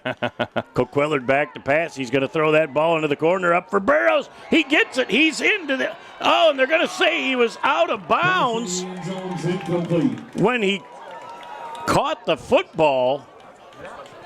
That's a catch. I am absolutely shocked, unless he was bobbling that ball when he went out of bounds. Well, he gave no signal of that either. He called it right away that he was out of bounds. My goodness, I'm over here at the 45-yard line, but it's on this side of the field, and it sure looked like Burrows came down with at least 1 foot in bounds. I thought the butt came down in bounds. The butt was on the pylon. Oh, my. We'll have to chalk that moment up in this game here at the 5:07 mark of the 3rd quarter. 2nd down and goal. Coquillard back. Flips that thing on the outside. He's going to be down near the goal line, and they're going to say he's out of bounds inside the 2 down to the 1-yard line. Yeah, Tyson on the catch right there. Another quick pitch and catch from Coquillard to Tyson. Gilbo, amongst others, on the stop. It's going to be 3rd down and goal from just inside the 1-yard line for the Garber Dukes. So 2 opportunities from the 1-yard line. And we're going to see if they might bring in Shapansky or somebody. A little extra push. Get a little extra beef back there. No, wouldn't be surprising if he just goes back under center. And I think that would be more something that they're going to do on 4th down. Short shotgun, and I think Shapansky might lead the way for Coquillard. He tries to get him to go, and he absolutely gets stuck with a 2-yard loss on the play. Nice. And it's going to be 4th down and decision time. Do you take the 3 to go within a score, or do you try and put it in the end zone? I'm glad I'm not the head coach. You just lost 2.5 yards on it. Get them under. The ball goes back 3 yards, and the defensive pressure for Swan Valley was intense, to say the least. They were definitely reading that, but at least if you get a push up front, you're still right around the 1. Boy, the A gap was full of Swan Valley defenders on both sides, and they caused that 2-yard loss. So back to the 3-yard line. The Garber Dukes are going to talk things over. We'll take a quick break and be back in a moment on BCTV. You're up. There's an old saying, you can never have too many officials. The age of the average official is 52 and getting older all the time. We're constantly recruiting new people, younger people to join us. After you register with the MHSAA, look on the website to find an officials association near you. They'll put you in a position to succeed as an official. We all learned a lot from high school sports, and officiating is a great way to give back to the game. There's help wanted. Just whistle. Back here on Bay County TV as we look for the Garber Dukes to come out on this 4th down play. A couple things there, with the play call. And now you have to burn a timeout. We know how critical those are in this ball game. Well, and, it's almost Burrows' time here. That's about what I think you're going to look to see where he's on the field and see if you can't get him the football. Making a first man miss. Coquillard down near the goal line. He's into the end zone. It's a Garber Duke touchdown. Touchdown! Making the first person miss, Jason. Well, he came right off the edge untouched, and decision time. Do you want to go for 2? Do you want to try and bring it back to a 1-point game? I say you go for 2 because even if you don't do it, a field goal still puts you in the lead. Correct, yep. So I think 2 points, according to my analytics up here that I've Your dove abacus? very deeply into over the last few seconds, I think they go for 2. Well, you and your abacus. You got to trust it. Oh, you got to trust your analytics. So those guys work hard to make those charts up to say this is a situation where we go for a deuce. Here comes Colt Quillard coming to the near side of the field. Going to get that ball out, just sails it over the top of, looked like Burrow's head. 2-point conversion is no good. Timeout on the field now with 4:14 left in the third. It is 21-19. Swan Valley by 2. Back in a moment on Bay County TV. This is Adam, take 2, Mark? I guess. I go like this. The best part about playing football in Texas has to be the reaction from the community. I want to encourage others to play volleyball or choir because you get to experience new things and do stuff that you've never done before. My reason why is passion. My reason why is pride. Back on Bay County TV as the Garber Dukes with a touchdown, unable to get the 2-point conversion, pull within 2 points. And this game, as we had talked about in the pregame and talked about during the first half, Jason, we expected this to go right down to the wire, and we're not going to be disappointed. No, we talked about, it's going to be we thought within a 1-score game. I think you're going to see a heavy dose of a lot of running now with Swan Valley, a little pooch this time. Boy, look at the bounce that poocher takes. And they're just going to jump on that ball around the 20-yard line, so... Yeah. Very nicely done. Well, it's a nice change. They haven't done it. We haven't seen them in 2 games this season, 2.5 games, where they've actually pooched it off of Tyson's toe there. So, first down. Boy, that thing took a couple of real funny hops, and there were 3 people back there for Swan Valley that all engulfed that ball at the same time. But Tyler Drain wasn't one of them. Drain did not get a chance to touch it. 1st and 10 now for the Swan Valley Vikings. Yeah, between the tackles, he's still tough, yeah. It's 5-yard gain as he cuts back. That ball that was designed to come off left tackle. He didn't see anything out there, cut it back to the middle of the field and was able to pick up 5. Brings up 2nd and 5. Clock still rolling here in the quarter number 3. Again, we talked about the last time Garber had possession. They were able to get the stop thanks for a holding penalty that negated a Swan Valley touchdown. They've got to get another stop here. Offset eye. They're going to give the ball to Drain. Drain is able to pick up about 5 yards on the play as he'll be right out at the 30-yard line. It'll be enough to move the sticks. And another 1st and 10 for the Swan Valley Vikings as we're inching closer to the end of this third quarter with 3.5 minutes left in the third. Interesting game. We both knew it was going to be tight. And, both teams come out winging the ball the first quarter. It ends up 7-7. And then second quarter on, Swan Valley really worked on establishing their running game. Well, they've got 4 running backs that all can carry the ball well. And there's a nice job of shutting that down for a 2-yard gain. Was that Miller on the run? Miller on the run. Miller on the run. Take the money and run. Is that Steve Miller? Stephen Miller.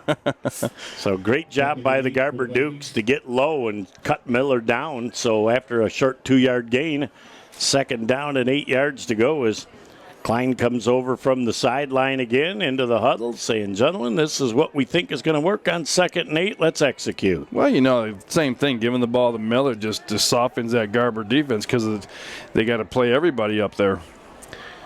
Again, pressure to the near side of the field. That ball just through Burrow's fingertips. He was jumping that pass route. And he wants that one back. It might have been a little bit high, but he had an opportunity for a pick 6 on that last one. I think he needed both hands up in the air. He had one hand up in the air, and I thought he could have had it, just a little bit outside of his fingertips. Well, Klein went back, and he definitely looked right at his main receiver and let it fly. Burrows read his eyes and really flowed quickly to the path of that football. Well, big 3rd down here for both Swan Valley offense and for the Garber Duke defense. Climb back to pass. Little pass on the outside and absolutely perfectly played as Coke Willard on the outside went off of his receiver, saw what was going on, and made a great tackle for virtually no gain. But I think what really did well was by having the defender's arms coming up on the play, made the quarterback adjust that ball just a little bit, allowing, I'm not sure what number that was for the Dukes. Coke Willard on the tackle. No, on the defensive end that got in there. Really adjusted that ball. Petro got in there? We'll give it to him. Yep. As there is a high kick, and that is going to take a huge Swan Valley bounce and roll down inside the 20, back to the 17-yard line with a $1.50 left in the third quarter. So a thunder kick that time by Swan Valley really flips the field.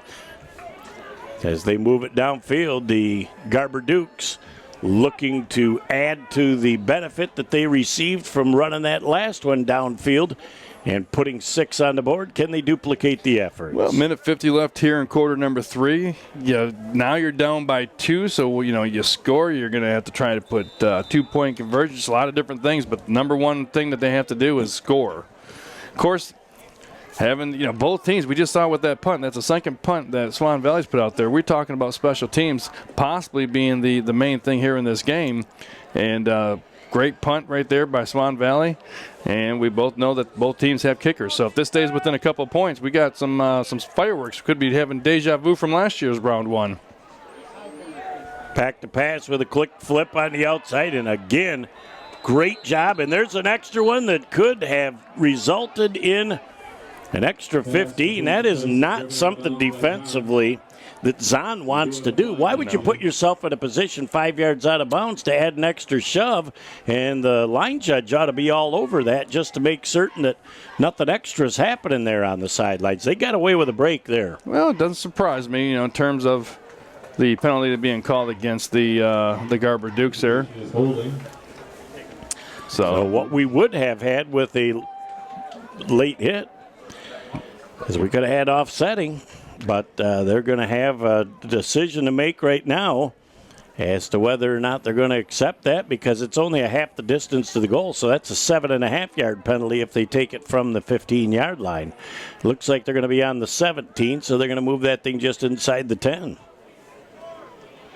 I didn't see the holding call. I was looking the same thing you were, but again, Tyson getting stretched out there, and the Swan Valley had 4 Vikings making a beeline right toward him. So I think Tyson was like, you take it. I don't want it. It'll be first down and about 18 yards to go. As looking back to throw the ball, now Coquillard's going to move upfield. He gets some of that back, and he'll get out to about the 17-yard line. So gets back a big chunk of what they lost by the penalty.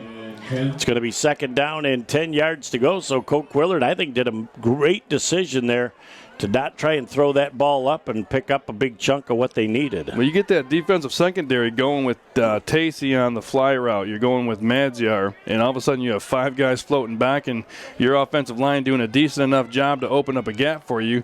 It's a good decision right there. Use your legs. They're a weapon. Well, he's a great runner as well. So second down and 10 yards to go. Coquillard back. He's got plenty of time to throw it. Now he squirts away. And he's going to try and get away from a couple of people, and there are nothing but a bunch of black hats around that ball. And he's going to get out to about the 21-yard line, so he's going to pick up another 4. Again, somebody coming in late from Swan Valley at the end of that tackle, coming up high on Coquillard. Boy, you really got to be careful. You don't put yourself in a position where you're going to give up a cheap 15 here this juncture of the ball game. Yeah, we've talked about it. Both teams playing relatively clean. It's probably it's always relatively clean until the yellow comes out, and then you realize that you may have went a little too far, and you're in playoff football right now. I did not look at the clock to see if they have to run another play. Yes, they do, because with 17 left, the 10 is up. Coquillard going to the outside. He's flicking that thing out there, and the ball is just a little bit airmailed, intended for Burrows, and at the spot of the field they're in right now, it looks like they're going to probably end up having a punt. 7 seconds left here in quarter number 3, so arguably the last play of the quarter. Boy, and again, this is another long quarter of football as we're potentially one play away from turning things over to the final 12 of regulation. Swan Valley did a quick numbers check, found out they had 12 on the field, so they're fortunate to get that extra player off prior to anything bad happening penalty-wise. There's a nice line drive kick, and it's going to be taken and out of bounds. I believe he was down at about the 48-yard line out of bounds, but they're not going to say that he stepped out of bounds. The official right there in front of the play says he gets down to the 42-yard line. And at the end of the third quarter, it's 21-19, 2-point lead. Back in a moment for the fourth quarter on Bay County TV. Thinking about high-quality education with highly qualified teachers and a wide variety of quality programs? Look no further than Bay City Public Schools. There's wonderful teachers, wonderful educators, administrators. It's a great place to go to school. We include everybody and we have a very diverse student base. At Bay City Public Schools, the teachers are truly there to see the students succeed. Bay City Public Schools, exceptional opportunities for all. Call us to enroll today, 989-686-9700. Back here ready to rock and roll for the final 12 minutes of this fourth quarter of play. Swan Valley with a 2-point lead. Drain trying to move the ball forward. Boy, he gets about 3-4 extra yards after contact, and they're going to give him a gain of about 6 on the play, bringing up a 2nd and 4. And this kid just seems to get stronger as the game goes, Jason. He does, and the fourth quarter, I believe, is going to be a heavy dose of him right now. And why wouldn't it be? He's not getting the 48 carries. He's not getting the 47 carries like he did in week 3, but he's getting some very valuable minutes or very, very valuable carries. Offset power I, and they're going to have Klein on the keeper. Klein's going to pick up the first down and a little bit more as he spun back at the 30-yard line, but the defender's just peeking the backfield looking for one of those big backs, and Klein says, hey, don't forget about me. I can move the sticks as well. Well, that's the big difference, I think, in week 10 here is they're really comfortable, and I think their identity has been understood that they're not just a Tyler Drain show. They have other options, and I just think the way Klein's playing, he just looks really, really comfortable in this position. Well, for a sophomore, he is just cool as a cucumber. Hands that off to Drain, making another person miss, and that's about a 7-yard gain down to the 22-yard line, as he really has a great feel for that hole at the line of scrimmage. Yeah, he hits it, and of course you bring in Finley to replace Drain, and another capable runner who kind of gives a little bit more of the speed, where Drain's more of the physical, and Finley can get to the outside and do some things. And you got Miller, the bowling ball, and you got Klein, who just really picks and chooses his spots at the quarterback spot. Drain almost looks like he's got a mini cramp going on the sidelines here. Klein trying to go to the outside, making a first person miss again. As it finally, Sella with the tackle, but not until he gets down to about the 15-yard line. Yeah, I thought they could have had him early, too. Strong quarterback, strong sophomore, making some plays, and does not want to be denied. Well, he gets inspired watching the other guys make it happen. So 1st and 10, as he says, hey, guys, I don't want you to be the only one breaking tackles, making people miss, and getting the first down and moving the sticks. 1st and 10, Swan Valley. Garber's got to keep them out of the end zone at this point. Has about another 5-yard gain. Miller just picks up some tough yardage on that play. And looks like Shapansky in amongst others on the stop, but not until after a 5-yard gain. Yeah, we can tell. I don't know if it's just they're wearing down a little bit with the front 5 for Swan Valley is really putting a kibosh on that front 4 for the Dukes, just really putting them on their heels. Now they're going with a big front, and again, it looks like Miller banging forward. He's about a yard short of the first down, so it'll be 3rd and short as they're making it happen and chewing up a chunk of clock and continuing to move the ball. Yeah, we are already approaching 9 minutes left here in quarter number 4. The only thing greater than that clock right now is putting another touchdown on the board for the Vikings. 3rd down and long 1, short 2, whichever you decide is your flavor of the day. Klein with a handoff. right up the middle. Looks like it's going to be enough to move the sticks. They're going to say right at the 5-yard line. And the Garber Dukes are pointing back. But it's just going to be enough to move the stick. And it'll be a first and goal from the 5. Just inside the 5 for the Swan Valley Vikings. You're looking for any little bit of hope right now. Maybe cause a turnover, get your hand in on something. 99% of the chance right here is going to be a run. They're going to keep the ball on the ground, just keep churning away, keep putting them Duke defense on their heels and, wearing them out. Miller's the up back. They give it to the second back through. And Finley with a score. Yeah, it was Finley with a Swan Valley Viking touchdown. You get the bowling ball of Miller, you get the bowling ball of Drain, the physical run, and then you get a little speed to the outside, and that's what Finley was able to do right there. Finley's a good-sized running back as well, though. They've got 4 kids that can carry the mail for this Swan Valley team. Well, this is going to be a big extra point here. The lead right now is 8 for the Vikings, 27-19, so this will make it a 2-possession game. With it. It's a high snap. He gets it down. It is up, and it just trickles through the crossbar. Timeout on the field now with 8 minutes and 29 seconds left in the fourth. 28-19, Swan Valley by 9. Back in a moment on BCTV. For over 75 years, Frank's Great Outdoors has served as the Great Lakes Bay region's premier hunting, fishing, and outdoor shopping destination.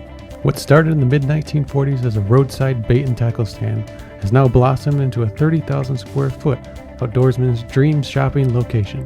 Stop by the store located at 1212 North Huron Road in Linwood or shop online at franksgreatoutdoors.com to find everything you need to get your next outdoor adventure started. Back on BCTV, like to thank our sponsors. We've got Collier Chiropractic, Village Towing, Bay City Bills, Frank's Great Outdoors, the Bay City Public Schools, and the All Saints Booster Club. As there's a high, deep kick, it's going to be taken inside the 5-yard line. As they come up over the 20 to the 25, and we'll be down at about the 28-yard line. That's Hayes with the nice run back. So he gets about 24 yards on that return. And the Garber Dukes have got to move this ball quickly, and they've got to get a score. It doesn't have to be a touchdown on this drive, but they've got to have points. They have to have points, and I think right now, probably you're going to see more of a sped-up offense. I don't think you're going to see a lot of huddles. I think they're going to try to get to the line quick and try to make some things happen. Maybe call a couple of plays ahead of time. Yep, they could call things even from the line of scrimmage as they run the trips here to the near side of the field. Coquillard has time. Now he gets between the defenders again, making a first-person miss. Slides down for a gain of about 4 yards. So the problem with plays like that, though, is they chew up a bunch of clock while they get everybody back and in the huddle. The receivers have got to hustle back to the... Well, they got to hustle back, period. Yep. They're just kind of jogging it back. They probably know what the play is, but let's go. I like to see more of a little sense of urgency, I think, out of the Garber offense right now. And if they change that tempo offensively, I think it could really bear some fruit as they could maybe see if they could catch Swan Valley on their heels. Coquillard with a nice chest-high reception. That ball going down the field, and it is a great catch. And they're going to say no, but we're going to have a late flag. Well, now they have the flags coming from the other coaching staff, from the other officiating staff. Well, and, they're trying to mark the spot that happened, but it's not college, so it's going to be a 15-yard penalty no matter where that flag ended up. And pretzels at the concession stand. Half off hot dog, popcorn, pizza, pretzels. Jason, there's half off on the hot dogs. You want to run down while I finish the commentary here? You got this. Nick, you take the headset. I'll be in the car. So they're going to have a penalty. What do they have? Pass interference against the defense. So I don't know why the Swan Valley people are clapping and exciting about that. They ran back. I think they were thinking it was going to be a spot foul. Okay. So. And from here, it looked like a catch. I don't know. Did you have anything on that, Nick? It was dropped? Okay. So the first down will move the ball out just shy of midfield. It'll be another 1st and 10 for the Garber Dukes as they have another set of downs to work with here. as we're approaching the midway point of our fourth quarter. Back to pass with time to throw, picking up the first down with an 11-yard gain. As Coquillard sends that out to Tacey. Pass complete to Tacey. First down, Dukes. So going to Burrows, going to Tacey. They haven't gone to number 25 in a while, Mads. This is where your lack of urgency, a couple of guys, Shapansky with the catch. He'll hit somebody. Well, and he definitely got 5 on that play as he gets down. They're gonna have him way back at the 35. Thought he was inside the 34-yard line, but they must have ruled that his knee was down. I think this is where you're conditioning. You're in week 10 right now. You guys should be rolling. You should be in the best shapes of your life right now. Burrows and Tacey both to the wide side of the field. We'll see what they've got dialed up. Coquillard sends that ball out, and again, a little miscommunication as Tacey looked like they were going to set him down. And what are we going to have here? We got a little hanky-panky after the end of the play. A little extracurricular. What happened is the carried out is blocked way to the end. Of course, when you're watching it, you can't call a personal foul unless the whistle blows. Correct. But what happened is after the block was done, there was a little extra shove, which was, again, we've been talking about possibly Swan Valley risking it. You're down by 9 points right now. The last thing you need to do is, you dare say crazy. I don't want to say stupid, but you dare say crazy. You got to be disciplined. And this is a big one that's going to bring them back to midfield. And that was the chunk of real estate that they just started from. So second down and what we call a country mile, 30 yards to go for the Garber Dukes. And off the incomplete pass, the only saving grace is the clock doesn't start until the ball is snapped. So let's see what kind of pressure they put on Coquillard. He's got time to throw the football downfield, and we've got an incomplete pass, and some of the striped experts from the Garber side are shouting for a penalty flag on that play. I thought it was pretty good defense. That was well covered. Another injured player. So we'll take a quick break and be back in a moment on BCTV.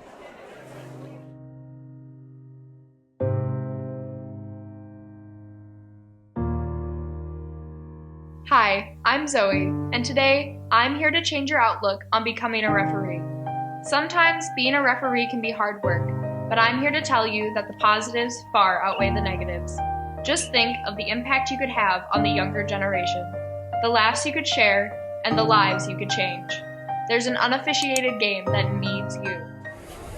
Back after a lengthy delay, Ethan Burrows is taken off the field in an ambulance off on the wing right now, and have nothing to report on his condition other than we can hope and pray that everything is good. Fourth down and about 21 yards to go. Garber in a situation where they need to make it happen, and there's going to be a sack at the 45-yard line. The defense comes with an extra player. They rush 5, and one of them gets to Coquillard. He could not slide around. Yeah, we watched him all night make one guy miss. That time Swan Valley was very certain that they were going to keep Coquillard in the pocket and then bring him down. So now just a skosh over 6.5 minutes left here in quarter number 4, and I think we're going to see a ground game here for the Vikings. You're going to see a Chuck Knox special, ground Chuck, going on the rest of this game for Swan Valley. It's imperative that they go 3 and out, though, as they get drained to the outside. They get him moving laterally, and again, that's not drain. Excuse me, that. Yep, it is. It was drain. As he picks up about 11 yards, it's going to be enough to move the sticks. Another 1st and 10, as it looked like Coquillard got there at the line of scrimmage and tried to take him out by the ankles, but he made him miss. And then picked up another 11 after contact. I think Drain, one of the things he was trying to do was stay in bounds, and he was tiptoeing along the sideline, ended up sliding. Probably got a little dew on the field as the temperatures have dropped here in quarter number 4.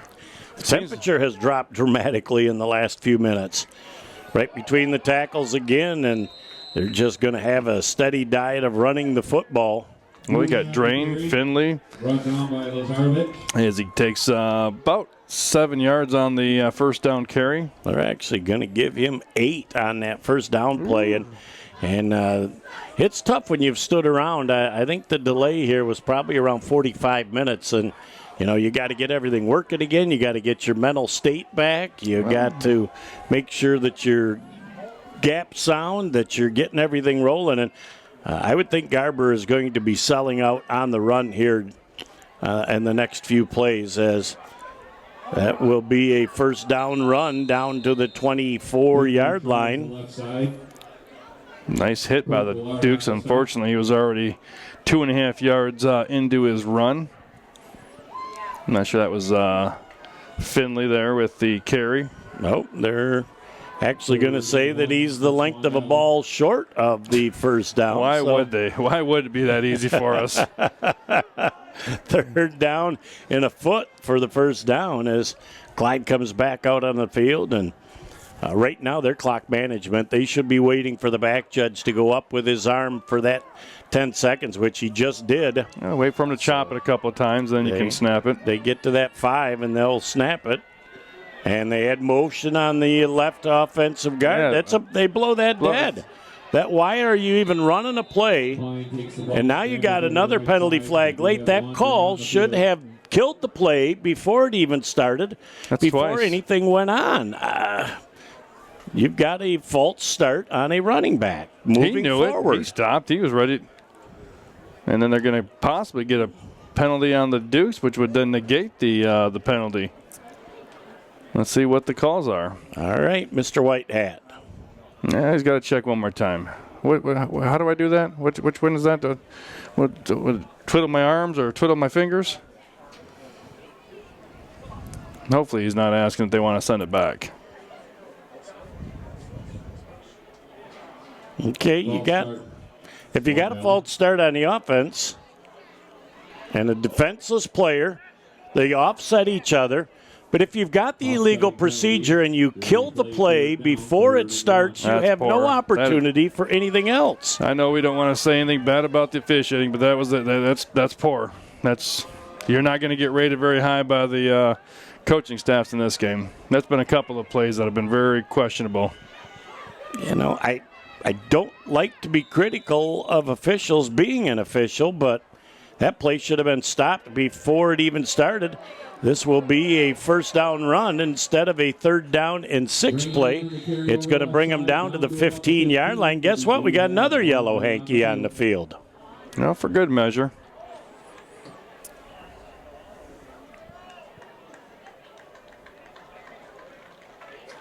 Now we're going to have a holding on the offense. Looked like he signaled number 5. I'm not sure if that was for Finley or what they were signaling over, but I tell you what, everybody needs to get their heads in the game coming off of the little delay. The officials as well, not only just the players. 3rd down and 11 yards to go. Another opportunity for the Garber defense to come up with a big stop. Climb back. He's got plenty of time to throw the football. A perfect strike. And you got somebody tickling down to about the 14-yard line before he steps out of bounds. It's going to be enough to move the sticks. It'll be another 1st and 10 for the Swan Valley Vikings. And just a nice drag route coming across and perfectly thrown ball by Klein. Very impressed. Oh, the one thing right there that does, besides give you an extra set of downs, but with 4 minutes and 40 seconds left, no score, no first down here. You're still not giving the ball back until about 2 minutes. Yep, you are going to be able to run quite a bit of time as Drain gets to the outside. Coquillet unable to get him. He's at the 10, he's at the 5, he's down to about the 1-yard line before he's out of bounds. And they deem him out of bounds. I would have said he was down by contact, but just short of the end zone. 1st and goal, Swan Valley. 1st and goal from the 1 for Swan Valley. Now they're going to wind the clock, so they just stopped it for the first down. The first down, Mark. I say, sure looked like he was in bounds.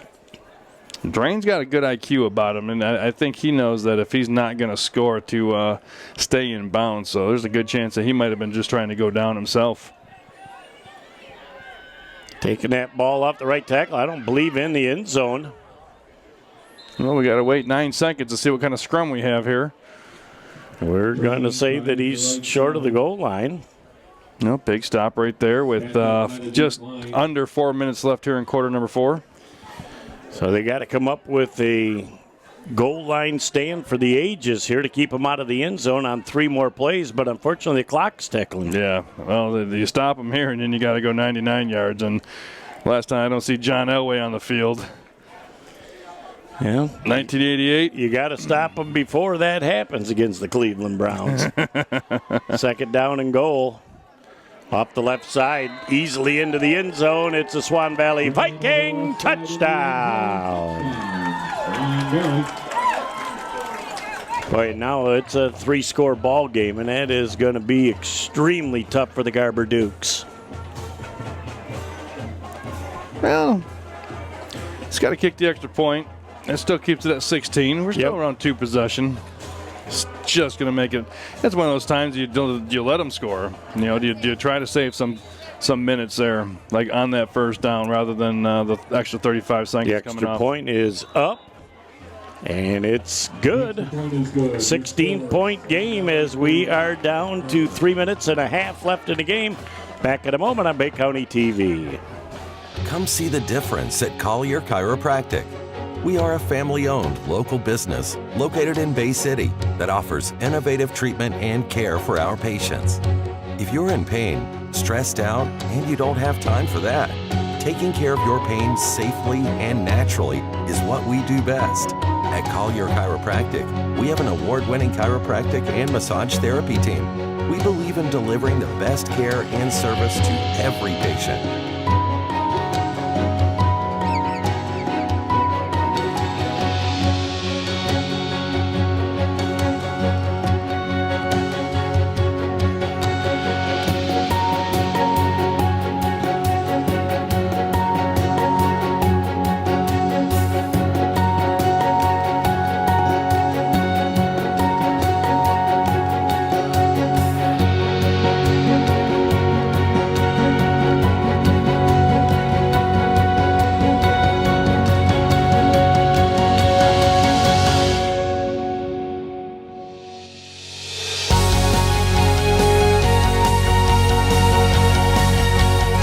We offer same-day appointments, evenings, and Saturday morning appointments. If you've tried other chiropractic care, physical therapy, or even medication with no results, visit Collier Chiropractic. Back here on Bay County TV as we've got 3.5 minutes left in the game, and the Garber Dukes have got to come up with some instant offense. As this ball will be kicked deep and will be taken at the 7-yard line by the Dukes. Finding a little alley up the middle over the 30 to the 35. Tatesy gets out to the 39-yard line with a really nice return on the play. And it will be 1st and 10 for the Garber Dukes, just shy of the 40-yard line. Well, that's exactly what they needed. What they really needed was for him to be still running toward the end zone. But they'll take the starting position. 33-yard return is a nice return. And well, you're 60 yards from pay dirt right now, so you're a lot better than the earlier field position that they were starting with after the kickoff. So now we're going to have to wait and see how this offense is going to look. You know, they've been pretty heavy on Mr. Burrows all game, and as we've said earlier, taken off by a stretcher, and our thoughts and prayers remain with Ethan. But interesting to see what Cade can come out and see if he's got a little Superman in him. As there is a pass that's incomplete and a penalty flag on this side of the field. And I was trying to watch both things at one time. Well, look at you. Left eye on the ball, right eye on the penalty? I was trying to go, and we're going to have holding on the offense. And that's just something you can't have when you're down 2 possessions. You've got to be extremely disciplined. And this happened a long ways away from the football. There's no excuse for it. Well, you're getting in a situation, too, where, you're tired, and the play was a little bit longer because Coquilla didn't have his initial route taken away, so ended up pointing for Tacey to go a little bit, and then he ended up throwing. So, you're out there blocking for 5-6 seconds, and, Okay, but does that also deem the question, do you call holding 40 yards away from where the pass was attempted? And you don't want my answer on that. It's first down and 20 yards to go for the Garber Dukes. For you folks listening at home, I think you can figure out what the answer is. This isn't America Says. It's crazy. Coquillard back. He's got time to throw the football over the middle, and he was down. So we're going to have him down on the interception. The receiver fell down as the intended receiver on that was Madziar, and he slipped, and the ball sailed right into the hands of the safety back there for Swan Valley, which tell you what, it was, I believe was number 2, Gilbo. It wasn't a slip. It actually was a trip, and I'm surprised. Well, I'm not surprised with the number of guys, but that was not good. I hate, we're talking about missed calls and things of that sort, and we do have the luxury of having a little replay action on it, but when you deliberately stick your foot out, it is a trip. First down with both hands wrapped on the ball, and going to be a first down to the 33-yard line, and it's just going to be a quick rest of the game right now, as looks like Hayes had the initial stop. Looks like Garber's going to take a timeout. We'll take a break and be back in a moment on BCTV. Inside, outside, or even in your home, there are lots of ways to enjoy amazing food from Bay City Bills. Our dining room is ready for you, and we are ready for you with takeout too. Stop in to Bay City Bills at 1215 Michigan Avenue, or find us on Facebook or at www.baycitybills.com to see our full menu.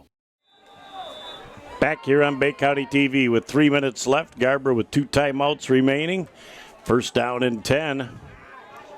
Just kind of shucking his own offensive player to get him out of the way. And moving down for about a 3-yard gain on the play. That's not being very nice to your teammate. Get out of my way. What are you doing? And just for a quick correction, the Dukes are down to one timeout. All right. 1 timeout left. They had used one earlier when they were trying to get their 4th down and goal play for when they put their 19th point on the board. And Drain again comes to the sideline. He takes his helmet off. I don't know if he's got a cramp issue or what, but he came right off the field after that last run. Another hard-charging run for a first down and more down to the 16-yard line.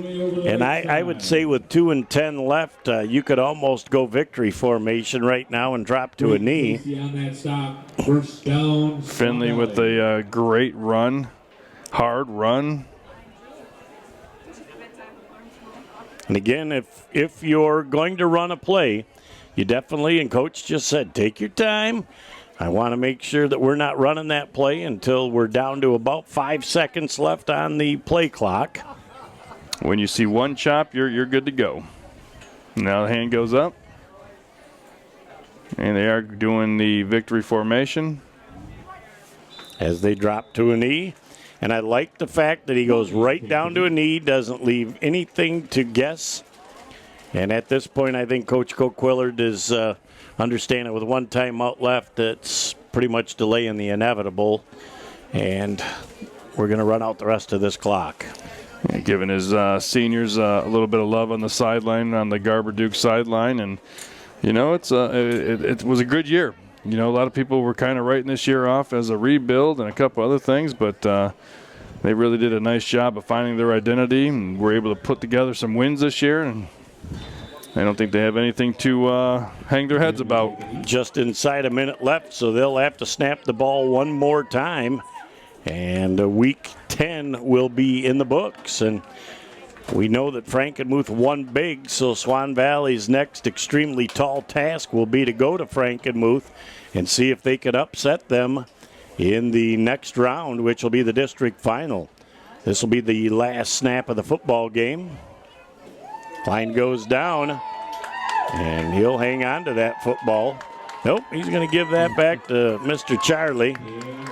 And they're going to just stand there and wait for the rest of the time to come off the clock. But what a great, hard-fought football game. And again, we get to the point where, unfortunately, somebody's season ended, and it ended up being the Garber Dukes.